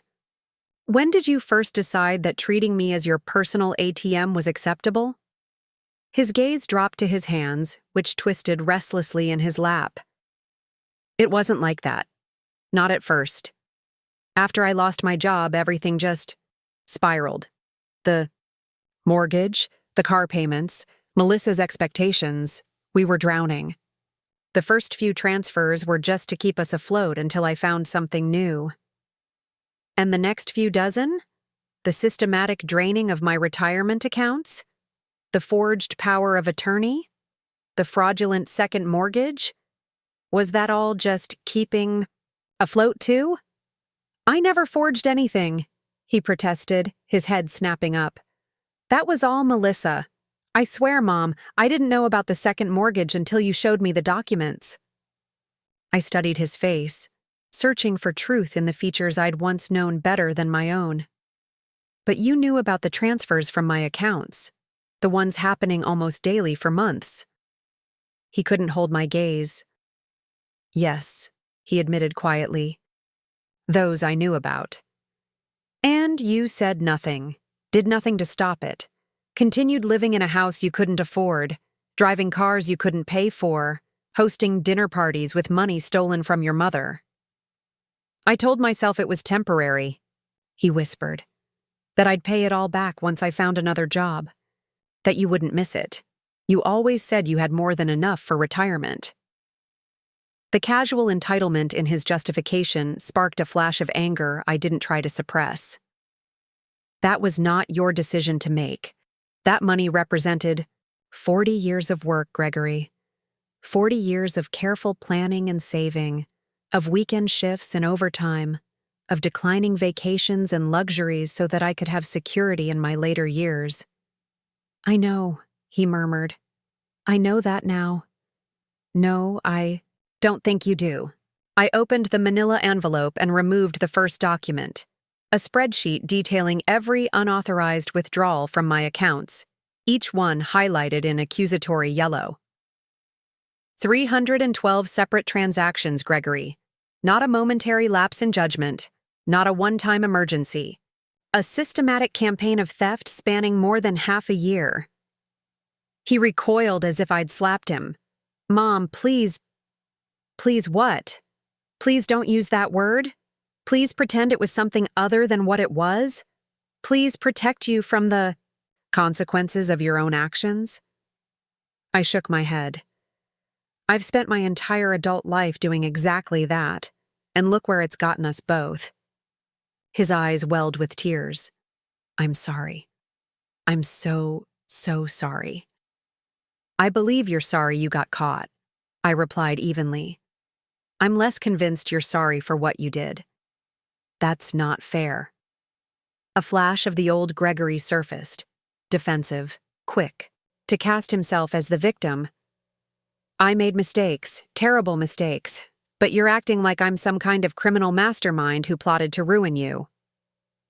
The police seem to think the term criminal applies rather accurately, regardless of the mastermind part. I removed another document from the envelope, the initial police report with financial elder abuse prominently displayed in the classification field. Detective Rivera says the case is quite straightforward from a legal perspective. Gregory paled, his momentary defensiveness evaporating. You really went to the police? Yes. Are they? He swallowed hard. Are they going to arrest me? The investigation is ongoing. Detective Rivera mentioned that charges would likely be filed within the week. He buried his face in his hands. My life is over. The melodrama might have moved me once. Now it only underscored how little he understood about consequences, his or mine. Your life isn't over, Gregory. It's simply changing in ways you don't want due to choices you made. My life, on the other hand, has been fundamentally altered. The security I spent decades building is gone. The relationship I cherished most is broken beyond repair. The future I planned has vanished. He looked up, face streaked with tears. It doesn't have to be that way. We can fix this. I'll get a job. Any job. I'll work 2 jobs if I have to. I'll pay back every penny. Even at 2 jobs, it would take you more than a decade to repay what you've taken, I pointed out. And that's assuming you lived frugally and dedicated most of your income to restitution, neither of which seems likely based on your track record. I can change. I will change. Just give me a chance to prove it. I sighed, suddenly weary of the conversation, of his promises, of the entire situation. You've had chances, Gregory. So many chances. Every time you overspent your allowance as a teenager, every credit card bill I paid off during your college years, every emergency loan during your 20s, every gambling debt I covered, every time I bailed you out, I was giving you another chance to learn financial responsibility, to develop integrity, to become the man I believed you could be. He flinched at the recitation of his financial history, but didn't dispute it. And now, I continued, after you've stolen my retirement savings, forged my signature, and lied to my face repeatedly, you're asking for yet another chance. What choice do I have? What else can I say? Desperation edged his voice. If you go through with this, if I end up with a criminal record, my career is finished. No one will hire me. Melissa will leave. I'll lose everything. I studied him for a long moment. Do you know about Julian Reeves? His blank expression answered my question even before he spoke. Who? The man Melissa has been seeing for at least 8 months. The one she opened a joint account with. The one she's been spending the money from the fraudulent second mortgage on. Gregory's face went through a rapid succession of emotions.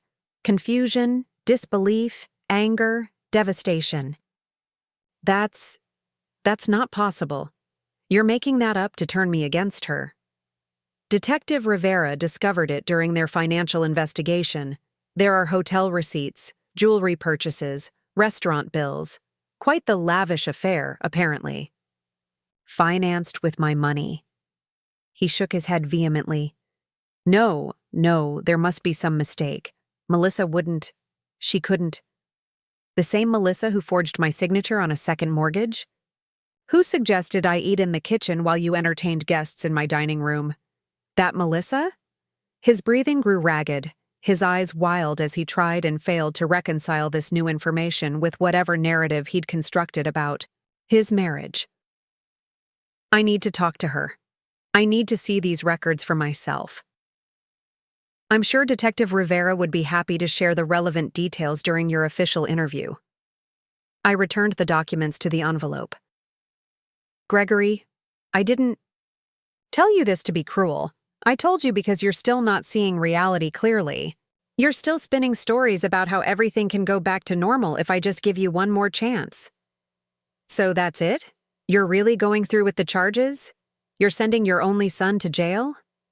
The blunt question hung between us, heavy with accusation and pleading. I took a deep breath, looking out at the marina where the afternoon sun sparkled on the water. I don't know, I admitted finally. Part of me wants justice, wants you to face real consequences for once in your life. Another part remembers teaching you to ride a bike, bandaging your skinned knees, checking for monsters under your bed. He seized on this hesitation like a drowning man grasping at floating debris. I can make this right, Mom. I swear I can. Just don't press charges. Give me a chance to pay you back, to prove I can change. And how exactly would you do that? You have no job, no savings, and apparently a wife who's been cheating on you while spending money neither of you had any right to. He had no answer. his earlier confidence in his ability to make things right already faltering in the face of practical realities. "I've made a decision," I said after the silence had stretched uncomfortably long. "I'm leaving. I've rented an apartment across town. I move in on Friday." "Leaving?" He looked bewildered, as if the concept of me having an independent life was entirely foreign. "But where will you go? How will you manage?" "I just told you. I've rented an apartment. As for managing, I've been doing that quite successfully. For 63 years, including raising you alone after your father died. I think I'll muddle through somehow." He had the grace to look embarrassed. "I didn't mean it like that. I always pictured you in a house, not an apartment." "Yes, well, financial circumstances have a way of reshaping our pictures of the future." I stood, signaling that our conversation was nearing its end. "I've scheduled a time on Saturday to collect my personal belongings from the house. I'd appreciate it if you made yourself scarce during that time." He rose as well, panic returning to his features. "Wait, you can't just leave like this. What about the charges? What about us?" "I haven't made a final decision about the criminal charges," I said honestly. "As for us, I think that's a question better addressed after a period of separation. We both need time to process what's happened, to determine what, if anything, remains of our relationship." "Mom, please, I need you." His voice cracked, revealing the frightened little boy who had always hidden beneath the entitled man. For a moment, my resolve wavered. The maternal instinct to comfort, to protect, to sacrifice for this person I had brought into the world surged within me. But alongside it rose the clear-eyed wisdom of experience, the recognition that continuing to shield Gregory from consequences wouldn't help him. It would only perpetuate the cycle that had led us to this moment. "What you need," I said gently, "is to face reality, to take responsibility for your actions, to rebuild your life on a foundation of honesty and integrity, rather than debt and deception." "And you won't be there to help me do that?" "No, Gregory, I won't. This is a journey you need to make on your own." I picked up my purse and the manila envelope. "I'll text you the details for Saturday. Please make sure I have unobstructed access to all my belongings." As I walked away, I heard him call after me, his voice small and lost in the open expanse of the park. I didn't turn back. Each step forward felt both terribly painful and oddly liberating, as if I were simultaneously tearing something precious apart and setting it free. By the time I reached my car, my phone was already buzzing with messages from Gregory, pleas, promises, recriminations. I silenced it and drove to the hotel, emotionally drained but strangely peaceful. For the first time in months, perhaps years, I had spoken my truth without filtering it through the lens of maternal protection. I had seen my son clearly, neither demonizing nor excusing him, and had made decisions based on that clarity rather than wishful thinking. The hotel lobby was bustling with a newly arrived tour group, their excited chatter and rolling suitcases creating a chaotic energy that contrasted sharply with my contemplative mood. I navigated through the crowd to the elevator, eager for the solitude of my room. As the door slid open on my floor, I nearly collided with a tall figure stepping out. A distinguished-looking man in his 60s with silver-streaked dark hair and kind eyes that widened in recognition. Harriet Ambersham. I blinked, in surprise. Robert Kimball? It had been at least 15 years since I'd seen Robert, a former colleague from First Citizens Bank. We had worked closely together in the commercial lending department for nearly a decade before he was promoted to a position at the regional headquarters. "It is you." His face lit up with a warm smile. "What are you doing here? Don't tell me you're attending the banking compliance conference too?" I laughed softly, the sound strange to my own ears after days of tension and tears. "No, nothing. So official. I'm just..." staying here temporarily while I sort out some housing arrangements. His expression shifted to concern. Everything all right? It's a long story, I admitted. Not one for a hotel hallway. I was just heading down for an early dinner before the evening sessions start.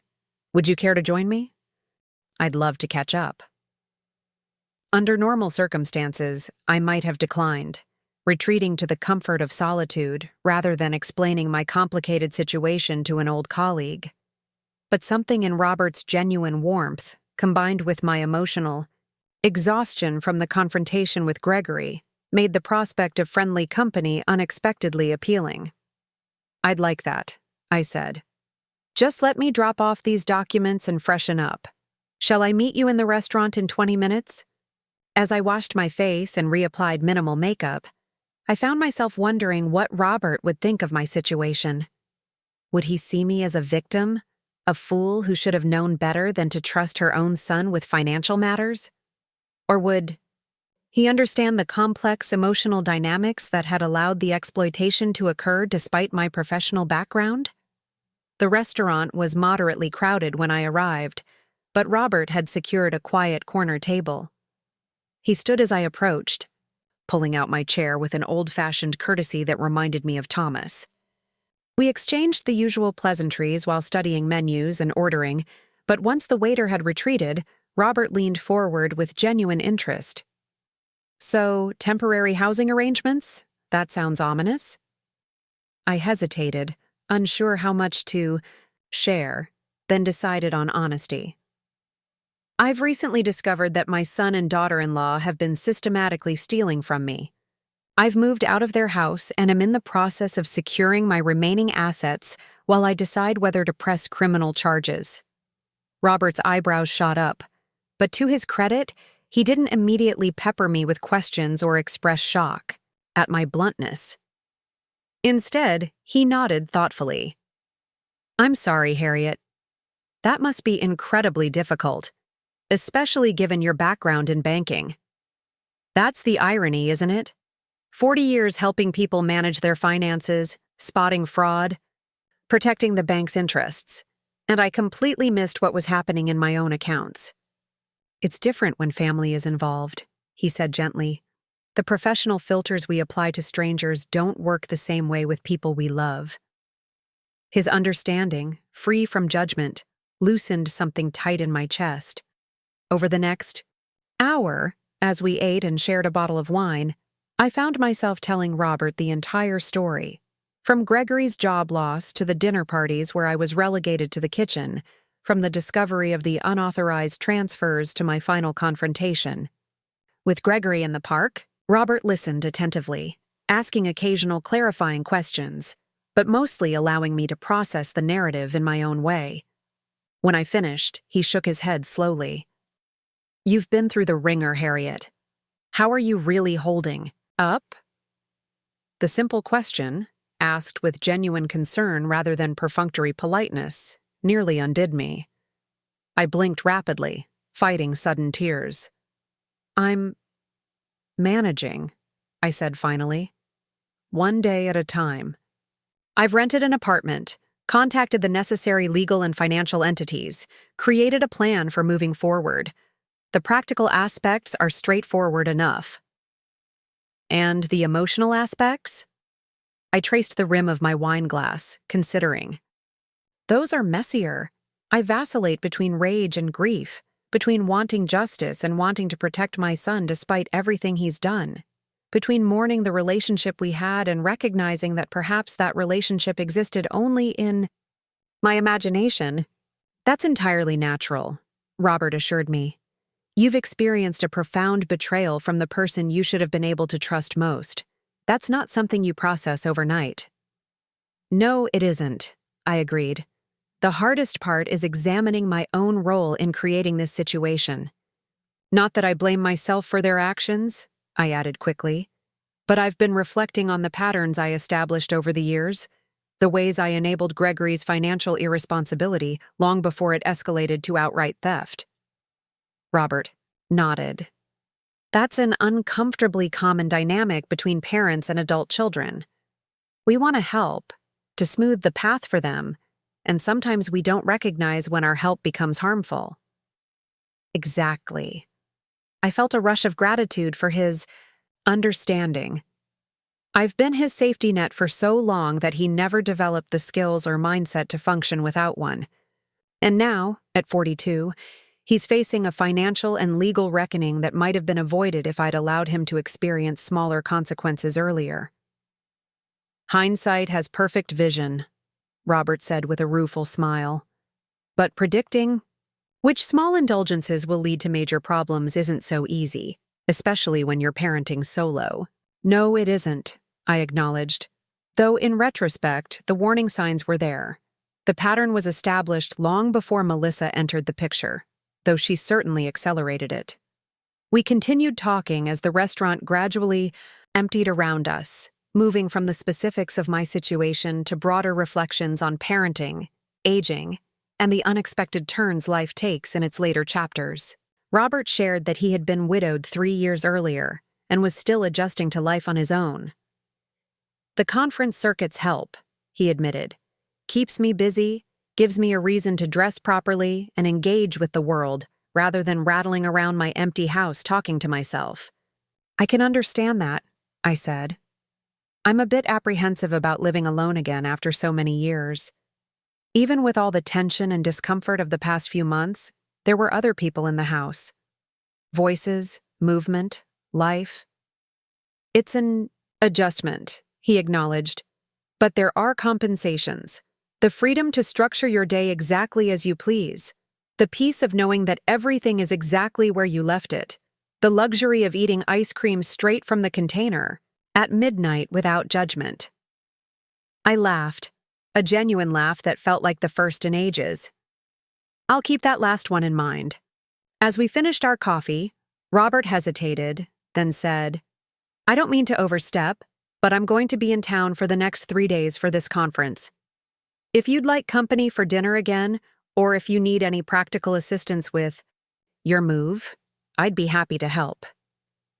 The offer was made with such sincerity, without a hint of pity or ulterior motive, that I found myself accepting before I'd fully processed the implications. I'd like that, I said. The dinner part, at least. As for the move, I've hired professional movers for the heavy lifting, but I might take you up on moral support for the emotional aspects of sorting through decades of possessions. Consider it done, he said, signaling for the check. And, Harriet, I hope this isn't inappropriate given everything you're going through, but it's genuinely wonderful to see you again. You were always one of the colleagues I most respected. The unexpected compliment warmed me. The feeling is mutual, Robert. Your insights were always the most thoughtful in our department meetings. We parted in the lobby with plans to meet for dinner the following evening. As I rode the elevator to my floor, I realized that for the first time since discovering Gregory's betrayal, I had spent several hours thinking and talking about something else. The constant weight of anger and hurt had temporarily lifted, allowing me to remember that I was more than just a victim of financial exploitation, more than just Gregory's mother. I was Harriet Ambersham, banker, colleague, friend, a whole person with a life that extended beyond the painful circumstances that had brought me to this hotel. In my room, I found several voicemails from Gregory, each more desperate than the last. I deleted them without listening fully, no longer willing to be manipulated by his emotional intensity. Instead, I called Catherine, my attorney, to update her on my meeting with Gregory and my evolving thoughts on pressing criminal charges. The decision doesn't need to be made immediately, she reminded me. The police investigation will continue gathering evidence regardless. Just know that the longer you wait, the more complex it may become to withdraw the complaint if you ultimately decide to pursue only civil remedies. I understand, I said. I'm still processing everything, including some new information about Melissa's involvement with another man. Catherine sighed. Unfortunately, that's not uncommon in these cases. Financial exploitation often involves multiple layers of deception. After we hung up, I sat on the edge of the bed, considering my options. The apartment I'd rented would be ready in 2 days. I had appointments with movers, had arranged for utilities to be connected, had begun the process of creating a new life independent of Gregory and Melissa. But the question of criminal charges still loomed, a decision that would shape not only Gregory's future but my own as well. Would pressing charges bring me peace, or would it simply extend the pain and conflict into another arena? Would dropping the criminal complaint feel like an appropriate act of maternal mercy, or a final capitulation to Gregory's manipulation? And what did I truly want the outcome to be, beyond the practical recovery of my stolen funds? These questions circled in my mind as I prepared for bed, following the small rituals of my evening routine. Brush teeth, wash face, apply night cream, set alarm. The familiar actions were grounding, a reminder that even amid upheaval, certain constants remained. As I slipped between the hotel sheets, my phone lit up with a text from Robert. Enjoyed our conversation immensely. Looking forward to tomorrow. Sleep well. The simple message brought a small smile to my face. Whatever tomorrow brought, more difficult decisions, confrontations with Gregory or Melissa, the continued unraveling of my carefully planned retirement, at least there would be one bright spot to anticipate. A reminder that connections could be formed even as others were being severed, that life continued to offer unexpected moments of warmth amid the cold reality of betrayal. I closed my eyes, allowing myself to hope, just slightly, that the days ahead might contain more than just the painful dismantling of my past, that perhaps in this unforeseen detour I might discover paths I would never have explored had my original plans remained intact. It wasn't much, just a flicker of optimism in the darkness of recent events. But for tonight, as sleep finally began to claim me, it was enough. Friday morning arrived with unexpected brightness, sunlight streaming through the hotel curtains. I'd forgotten to close fully. I lay still for a moment, orienting myself to the day ahead. Today I would receive the keys to my new apartment, the first home that would be truly mine alone since before Gregory was born. The thought brought a complicated mixture of emotions. Apprehension about this new chapter certainly, a lingering sadness for all that had been lost, but also, surprisingly, a quiet anticipation, a sense of possibility that had been absent from my life for longer than I cared to admit. My dinner with Robert the previous evening had extended well past our planned time frame, our conversation flowing easily from professional reminiscences to personal philosophies, from banking anecdotes to book recommendations. He had offered to accompany me to collect my belongings from Gregory and Melissa's house, a gesture of support I had gratefully accepted. Safety in numbers, he'd said lightly, though we both understood the real value was emotional rather than physical protection. I dressed with particular care, selecting clothing that projected confidence and self-possession. A tailored navy dress, comfortable yet elegant flats, minimal jewelry. Today I would not only be physically moving my possessions, I would be reclaiming my identity, separate from my role as Gregory's mother. The property manager was waiting when I arrived at the apartment building, a ring of keys in his hand and a folder of paperwork tucked under his arm. "Ms. Ambersham, right on time," he greeted me. "Everything's ready for you. The unit's been freshly painted, all appliances tested, locks changed as requested. The extra security measures had cost me a premium, but after recent events, I considered it a necessary investment." The apartment itself was exactly as I remembered from my viewing, compact but well-designed, with large windows that filled the space with natural light. The kitchen was indeed dated, with laminate countertops and older appliances, but impeccably clean. The bedroom could accommodate my queen-sized bed and one dresser, though my larger furniture pieces would need to be stored or sold. "It's perfect," I told the property manager as he handed over the keys. "Just what I need." He seemed mildly surprised by my enthusiasm, perhaps expecting disappointment from someone downsizing so dramatically. But as I stood alone in the empty apartment after he left, I felt a sense of rightness settling over me.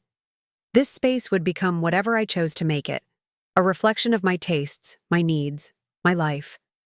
Not a showcase for impressing others or maintaining appearances, but a genuine home tailored to the woman I was now.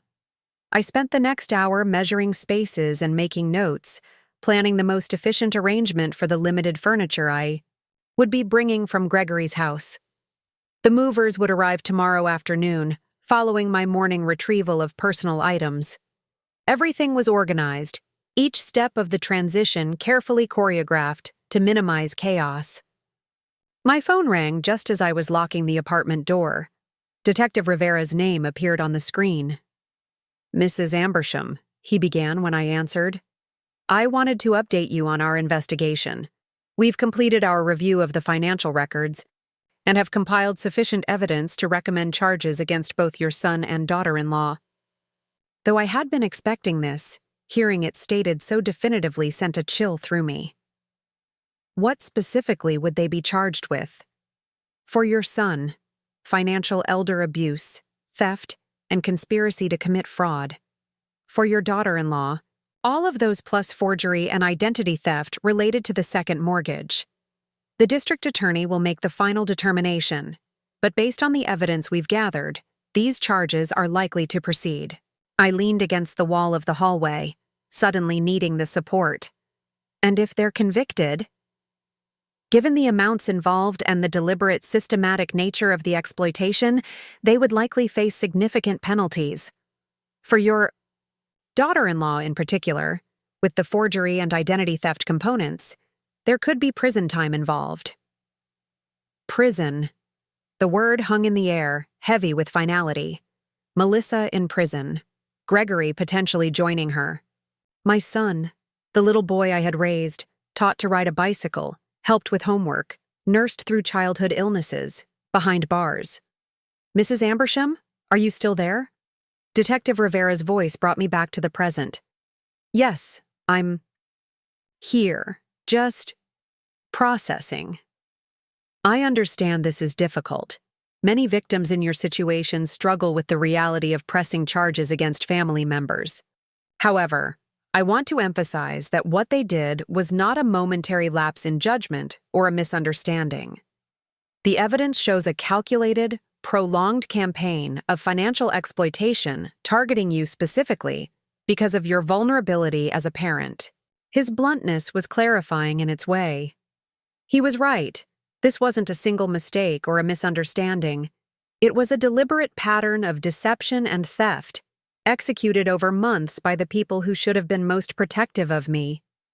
"When would arrests be made?" I asked, my voice steadier than I expected. "We're preparing the paperwork now.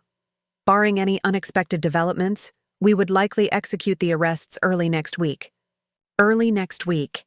A timeline that suddenly made everything more real, more immediate.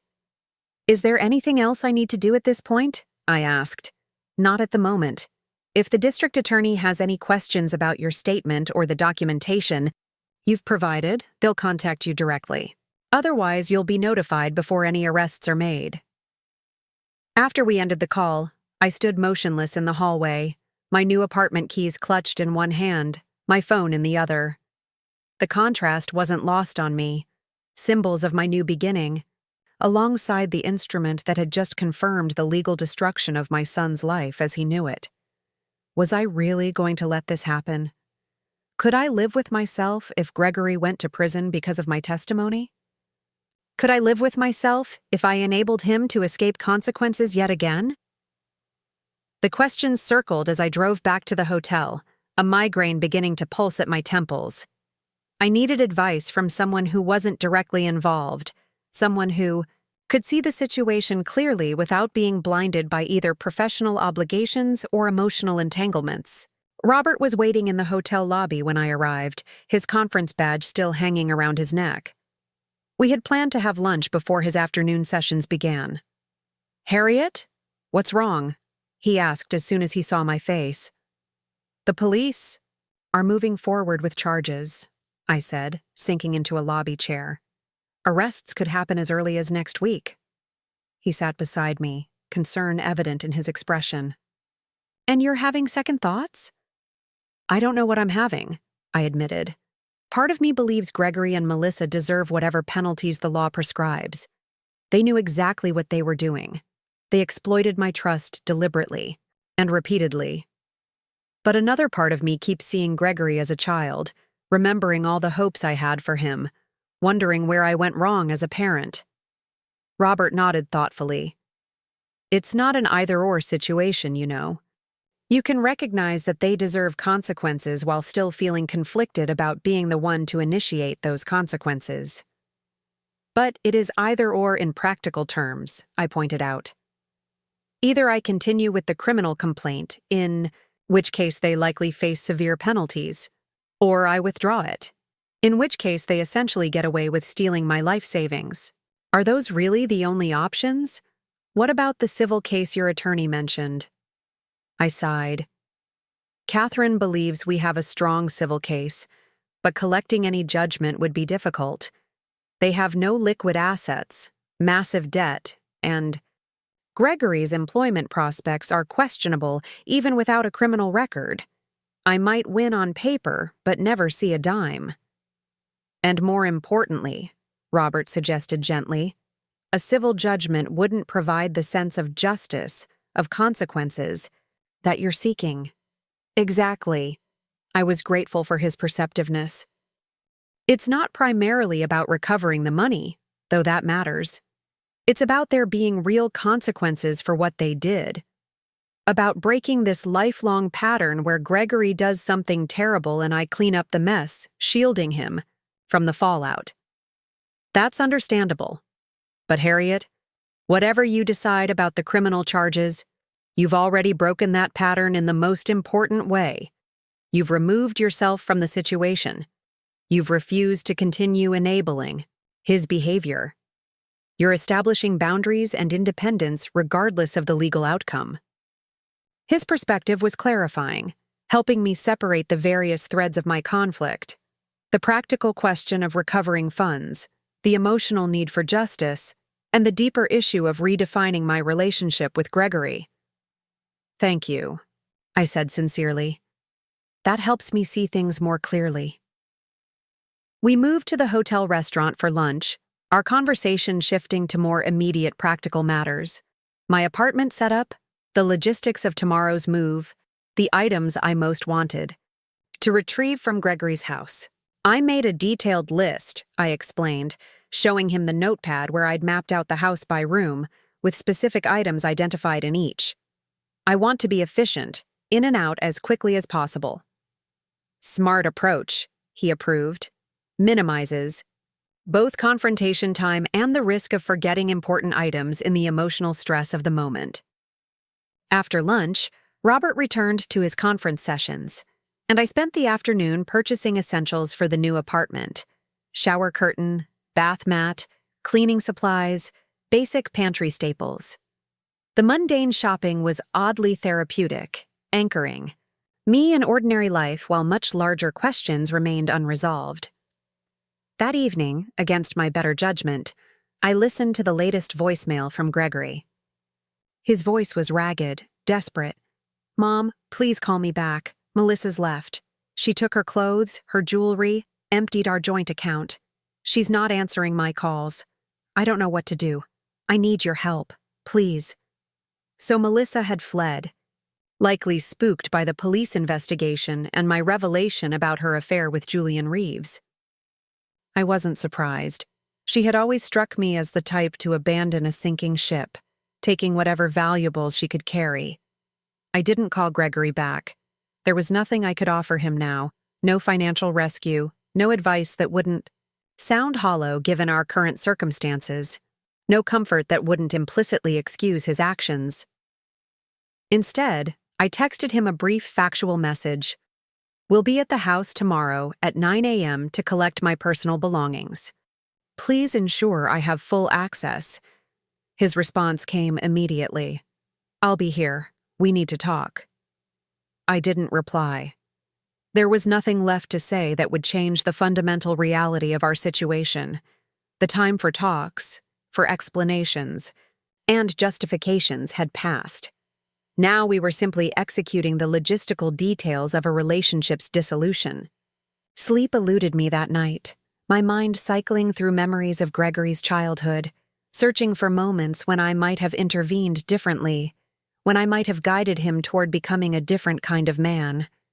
The little boy who had thrown tantrums when denied a toy at the store. The teenager who had manipulated his way out of consequences for damaged property.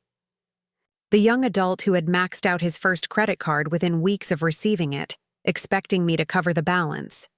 Had there been a critical juncture where different parenting might have changed his trajectory? Or had I been naive to believe that my love and sacrifice could overcome whatever inherent character flaws had led him to this point? Morning arrived with no answers, only the practical necessity of facing the day ahead. I dressed in comfortable clothes suitable for packing and moving, applied minimal makeup, and met Robert in the hotel lobby at 8:30. "Ready?" he asked simply. "As I'll ever be," I replied. We drove separately to Gregory's house, my former house, arriving precisely at 9 a.m. I sat in my car for a moment, steeling myself for what lay ahead. The property looked different somehow, though nothing had physically changed. The manicured lawn, the ornamental plantings, the imposing facade, all remained as they had been, yet they now felt like elements of a stage set rather than components of a home. Robert parked behind me and approached my car, offering a reassuring smile. "I'll follow your lead," he said. "Just let me know what you need." Gregory opened the door before we reached it. He looked terrible, unshaven, hollow-eyed, wearing the same rumpled shirt I'd seen him in at the park. The house behind him appeared to be in similar disarray, with items strewn across the entryway floor and a trash bag leaning against the wall. "Mom," he said, his voice hoarse. When he noticed Robert, confusion crossed his features. "Who's this?" "Robert Kimball, an old colleague," I said briskly, stepping past Gregory into the house. "He's helping me today." Gregory looked as if he wanted to object to Robert's presence, but apparently thought better of it. "Melissa's gone," he said instead, following me into the living room. "She took everything valuable. The jewelry you gave her for our wedding, the silver from your family, the antique watch collection Dad left me." I nodded, unsurprised. "That's unfortunate," I said neutrally, "but not relevant to why I'm here today. I've come for my personal belongings, as arranged. Mom, please, I'm falling apart here. Everything's collapsing. The bank called about the mortgage. We're 3 months behind. The police left a card, said they need to speak with me urgently. Melissa's attorney sent divorce papers. I need your help." The litany of crises might once have activated my maternal rescue instinct, sending me into problem-solving mode regardless of how Gregory's behavior had contributed to each situation. Now, I simply felt a detached sort of pity, tinged with the recognition that this moment had been inevitable given the path he had chosen. "I can't help you with any of that, Gregory," I said firmly. "I'm here only to collect my belongings.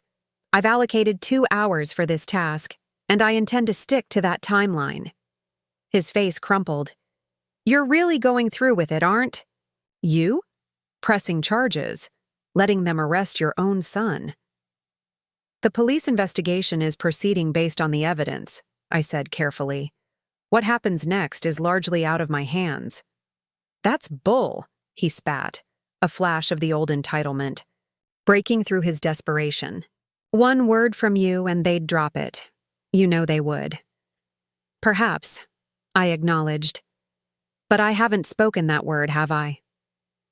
We stared at each other across the living room, the space where I had once read him bedtime stories, where we had decorated Christmas trees together, where I had comforted him through his first heartbreak. Those memories seemed to belong to different people now, characters in a story that had concluded long ago. "I'll start with my bedroom," I said, turning away from his accusing gaze. "Robert, Would you mind bringing in the packing supplies from my car? The next 2 hours passed in a blur of efficient activity. I moved methodically through the house, collecting clothing, personal documents, family photographs, and sentimental items. Robert helped pack and carry, maintaining a respectful distance when Gregory and I interacted, but providing a steadying presence throughout. Gregory alternated between sullen silence and desperate attempts to engage me in conversation about his current predicament.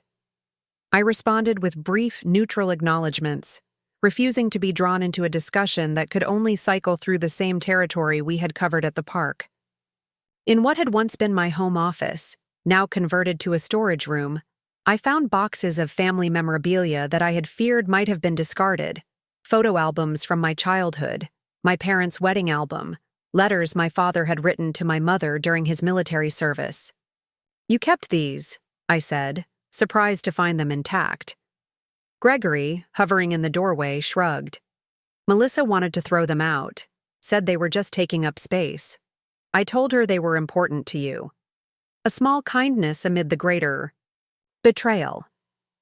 I added the boxes to my collection without comment. In the master bedroom, I found my mother's jewelry box hidden at the back of a closet shelf. Opening it with trepidation, I was relieved to discover that most pieces remained. The pearl necklace my father had given my mother on their 25th anniversary, the sapphire earrings that had been a gift for my 16th birthday, the simple gold wedding band Thomas had placed on my finger 40 years earlier. "Did Melissa know about these?" I asked Gregory, who had followed me silently from room to room. He shook his head. "I never showed her.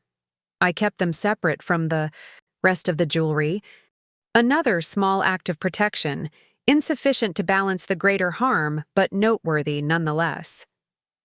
I closed the jewelry box carefully and added it to the growing collection of items to be transported to my new apartment. By 11 a.m., we had nearly finished. Robert was loading the final boxes into our cars while I did a last sweep of the house, checking for overlooked items. In the living room, I paused before the family photo that still hung above the fireplace. The three of us, Gregory, Thomas, and me, taken during a beach vacation when Gregory was about 12. Sun-bronzed and smiling, we looked like the perfect family, untouched by the financial struggles, health crises, and betrayals that lay ahead. "Do you want that?" Gregory asked quietly, having appeared in the doorway without my noticing. I considered the question seriously. Did I want this artifact of a happier time? This reminder of what our family had once been, or at least appeared to be? "No," I decided finally. "You keep it." He nodded, his eyes fixed on the photo. "We were happy then, weren't we? It wasn't all bad. There were good times." "Yes," I acknowledged. "There were good times." "Could we ever—" He hesitated, voice cracking. "Could we ever find our way back to something better? Not like before, I know that's impossible, but something? Some kind of relationship?" The question hung between us, weighted with decades of complex history. I studied his face, the features so familiar to me, the expressions I had learned to read from his earliest infancy. Despite everything, this was still my son. The baby I had nursed, the child I had raised, the man who had disappointed me so profoundly. "I don't know," I said honestly. "Right now, I need distance. I need to rebuild my life without you in it. Maybe someday, after all the legal matters are resolved, after you've taken genuine responsibility for your actions and made real changes, maybe then we could consider what kind of relationship might be possible." "But that could be years," he protested. "If I go to prison—" "Yes," I interrupted gently. "It could be years. That's the reality we're facing, Gregory.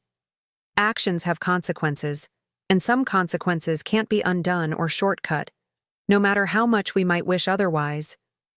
He looked away, blinking rapidly. "I never meant for it to go this far. It started so small, just a little help here and there, and then it spiraled, and before I knew it—" "I know," I said. though I didn't entirely believe his version of events. But intent doesn't erase impact. You didn't mean to steal my retirement? Savings, perhaps, but you did it nonetheless. One transaction at a time over many months, and now we both have to live with the consequences of those actions. Robert appeared in the doorway, tactfully clearing his throat. Everything's loaded, Harriet. Whenever you're ready. I nodded gratefully, then turned back to Gregory. I need to go now. Will you at least let me know what happens? With the police? The charges? Detective Rivera will contact you directly, I said. But yes, if there are developments you should know about, I'll communicate them. He stepped forward suddenly, arms outstretched as if to embrace me, then stopped, reading the subtle withdrawal in my posture. His hands dropped to his sides. I'm sorry, Mom, he whispered. I'm so sorry for all of it. I believe you are, I said softly. Goodbye, Gregory. Walking away from that house, from my son, was one of the hardest things I had ever done. Each step felt weighted, as if I were moving against a powerful current. But I continued forward, one foot in front of the other, until I reached my car where Robert waited. Okay? He asked simply. I nodded, not trusting my voice. He squeezed my shoulder briefly, then returned to his own vehicle. We drove in convoy to my new apartment where the moving company was scheduled to arrive within the hour. The rest of the day passed in a blur of practical activities, directing movers, unpacking essentials, arranging furniture in the compact space. Robert stayed throughout, offering both physical assistance and quiet moral support. By evening, the apartment had transformed from an empty shell into the beginnings of a home. My bed was assembled, basic kitchenware unpacked, bathroom essentials arranged. It's really coming together, Robert observed as we collapsed onto my sofa, one of the few larger pieces I had brought from the old house. How does it feel?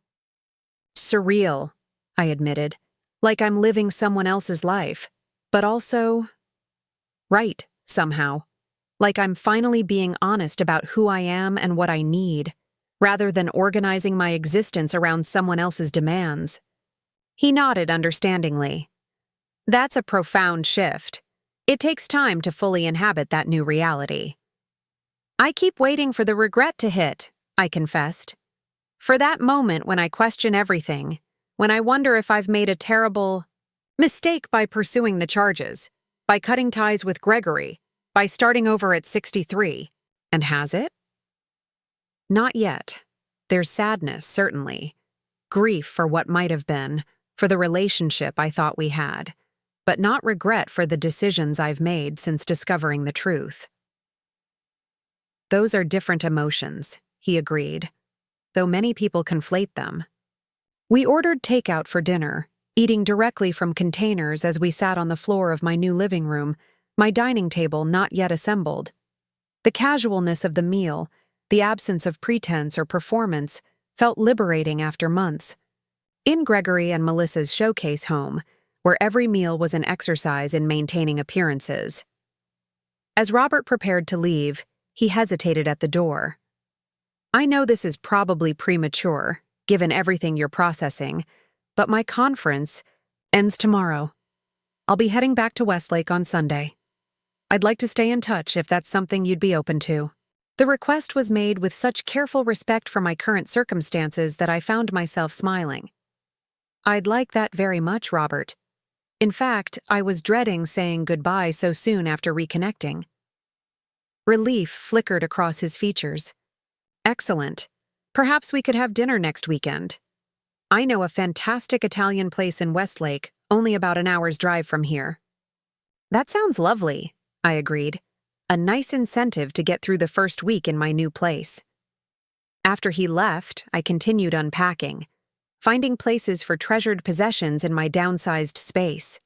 Each item I positioned, the framed photograph of my parents on their wedding day, the small watercolor Thomas had painted on our honeymoon, The crystal vase Gregory had given me for Mother's Day when he was 9 represented a connection to my past that I was choosing to carry forward into this new chapter. The doorbell rang just as I was arranging books on the small shelf in the living room. Checking the peephole, I was surprised to see Detective Rivera standing in the hallway. "Mrs. Ambersham," he greeted me when I opened the door.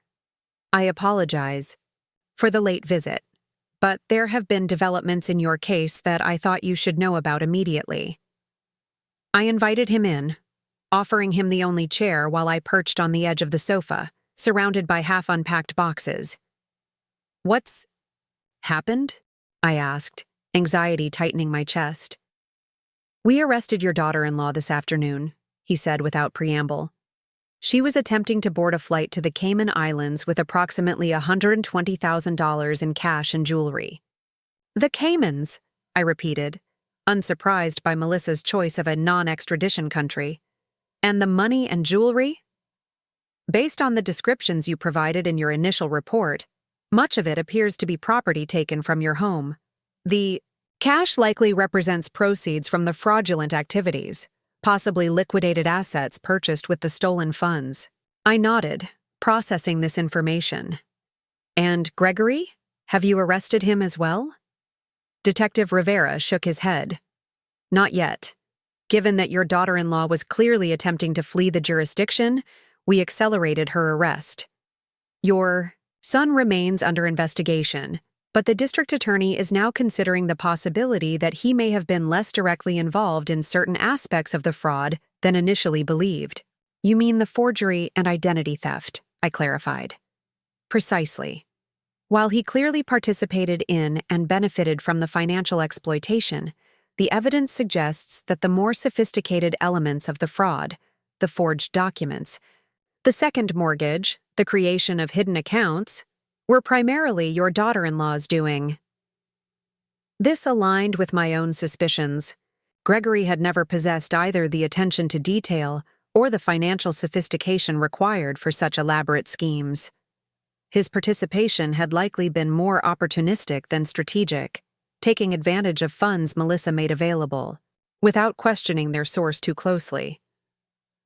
"What does this mean for the charges against him?" I asked. "That's partly why I'm here," Detective Rivera said, leaning forward slightly. "The district attorney is considering offering your son a plea agreement contingent on his full cooperation in the case against your daughter-in-law. He would still face penalties for his role in the financial exploitation, but they would be significantly reduced compared to what he might receive if the case went to trial." "And he would avoid prison time?" "Potentially, yes. Probation? Restitution, community service. These would be more likely outcomes under a plea agreement." I absorbed this information, surprised by the wave of relief that washed over me. As angry as I remained about Gregory's betrayal, the thought of him in prison had never sat easily with me. "What do you need from me?" I asked. "Nothing official." At this point, Detective Rivera assured me, the investigation and prosecution will proceed based on the evidence. However, I wanted you to be aware of these developments, particularly since your son may contact you once he learns of his wife's arrest. "Thank you," I said sincerely. "I appreciate the consideration." After Detective Rivera left, I sat motionless among my boxes, contemplating this latest turn of events. Melissa arrested while attempting to flee the country. Gregory potentially facing reduced charges. The legal machinery now fully in motion, proceeding with a momentum beyond my individual control. My phone rang, predictably displaying Gregory's number. I answered, prepared for either desperate pleas or angry accusations. "They've arrested Melissa," he said without greeting, his voice hollow with shock. "She was trying to leave the country. With cash and jewelry she stole from us." I noted the us, but didn't correct it. "Detective Rivera just left my apartment. He told me." "Did you know? Did you know they were going to arrest her today?" "No," I said truthfully. "I had no advance knowledge." Silence stretched between us, broken only by his ragged breathing. Then, What happens now? That depends partly on you, I said carefully. Detective Rivera mentioned the possibility of a plea agreement if you cooperate fully in the case. Against Melissa. They want me to testify against my own wife, he said, a bitter laugh escaping him. She steals from us, empties our accounts, files for divorce, tries to flee the country, and still I'm expected to feel conflicted about testifying against her. The decision is yours, I said neutrally. But Gregory, this may be your best opportunity to minimize the consequences you're facing. I would strongly encourage you to consult with an attorney immediately. I can't afford an attorney, he said dully. I can barely afford groceries. Everything's frozen or emptied or maxed out. I hesitated, weighing my next words carefully. I can refer you to someone, I offered finally. A colleague of Catherine's who specializes in these matters. I won't pay for the representation, but I can make the introduction. It wasn't much. Nowhere near the rescues I had performed in the past, the times I had swooped in to solve his problems regardless of cost. But it was something. A small bridge extended across the chasm that had opened between us. Thank you, he said quietly, seeming to understand the significance of this limited but genuine offer of help. I would appreciate that. I'll text you the information tomorrow, I promised. In the meantime, don't speak to anyone about the case. Not the police, not Melissa's attorney, no one. Wait until you have proper legal representation. After we hung up, I resumed my unpacking, moving, with renewed purpose through the small apartment. Tomorrow, I would make the attorney referral for Gregory, my final act of maternal guidance before stepping back to allow him to navigate the consequences of his actions as an adult. I would continue setting up my new home, perhaps begin exploring my new neighborhood. And next weekend, I would drive to Westlake for dinner with Robert, the first social engagement of my reclaimed life. The path ahead remained uncertain in many ways. The legal proceedings would likely stretch on for months. My financial situation, while stable, was far more constrained than I had planned for my retirement years. My relationship with Gregory would require careful renegotiation if it could be salvaged at all. Yet, as I arranged the last of my treasured possessions and prepared for my first night in the new apartment, I felt an unexpected sense of peace. I had survived the worst betrayal imaginable, theft and exploitation by my own child. I had taken decisive action to protect myself, to hold the perpetrators accountable, to create boundaries that should have been established decades earlier. And in doing so, I had discovered a resilience I hadn't known I possessed. A capacity to stand alone, to prioritize my own well-being, to envision a future not defined by maternal sacrifice or obligation. It wasn't the retirement I had planned. It wasn't the relationship with my son that I had spent a lifetime trying to build. It wasn't the comfortable financial security I had worked so hard to create. But it was mine. This small apartment with its dated appliances and abundant natural light. This new beginning at 63. This reclaimed identity as Harriet Ambersham. Woman, banker, survivor, not just Gregory's mother or Thomas's widow, but a complete person in my own right. As I settled into my bed, listening to the unfamiliar sounds of my new building, I realized that my earlier fear hadn't materialized. I didn't feel alone or abandoned in this space. Instead, I felt liberated, free from the weight of enabling, from the exhaustion of making excuses, from the bone-deep dread of waiting for the next financial crisis. That liberation had come at a terrible cost, one I would never have willingly paid. Yet having paid it, I was determined to honor the sacrifice by living fully and authentically in whatever time remained to me. New chapter? I whispered into the darkness, a promise to myself as much as an acknowledgement of my circumstances. New beginning. And for the first time since discovering Gregory's betrayal, I slept without dreaming of what had been lost, focusing instead on what might yet be found. Up next, you've got 2 more standout stories right on your screen. If this one hit the mark, you won't want to pass these up. Just click and check them out.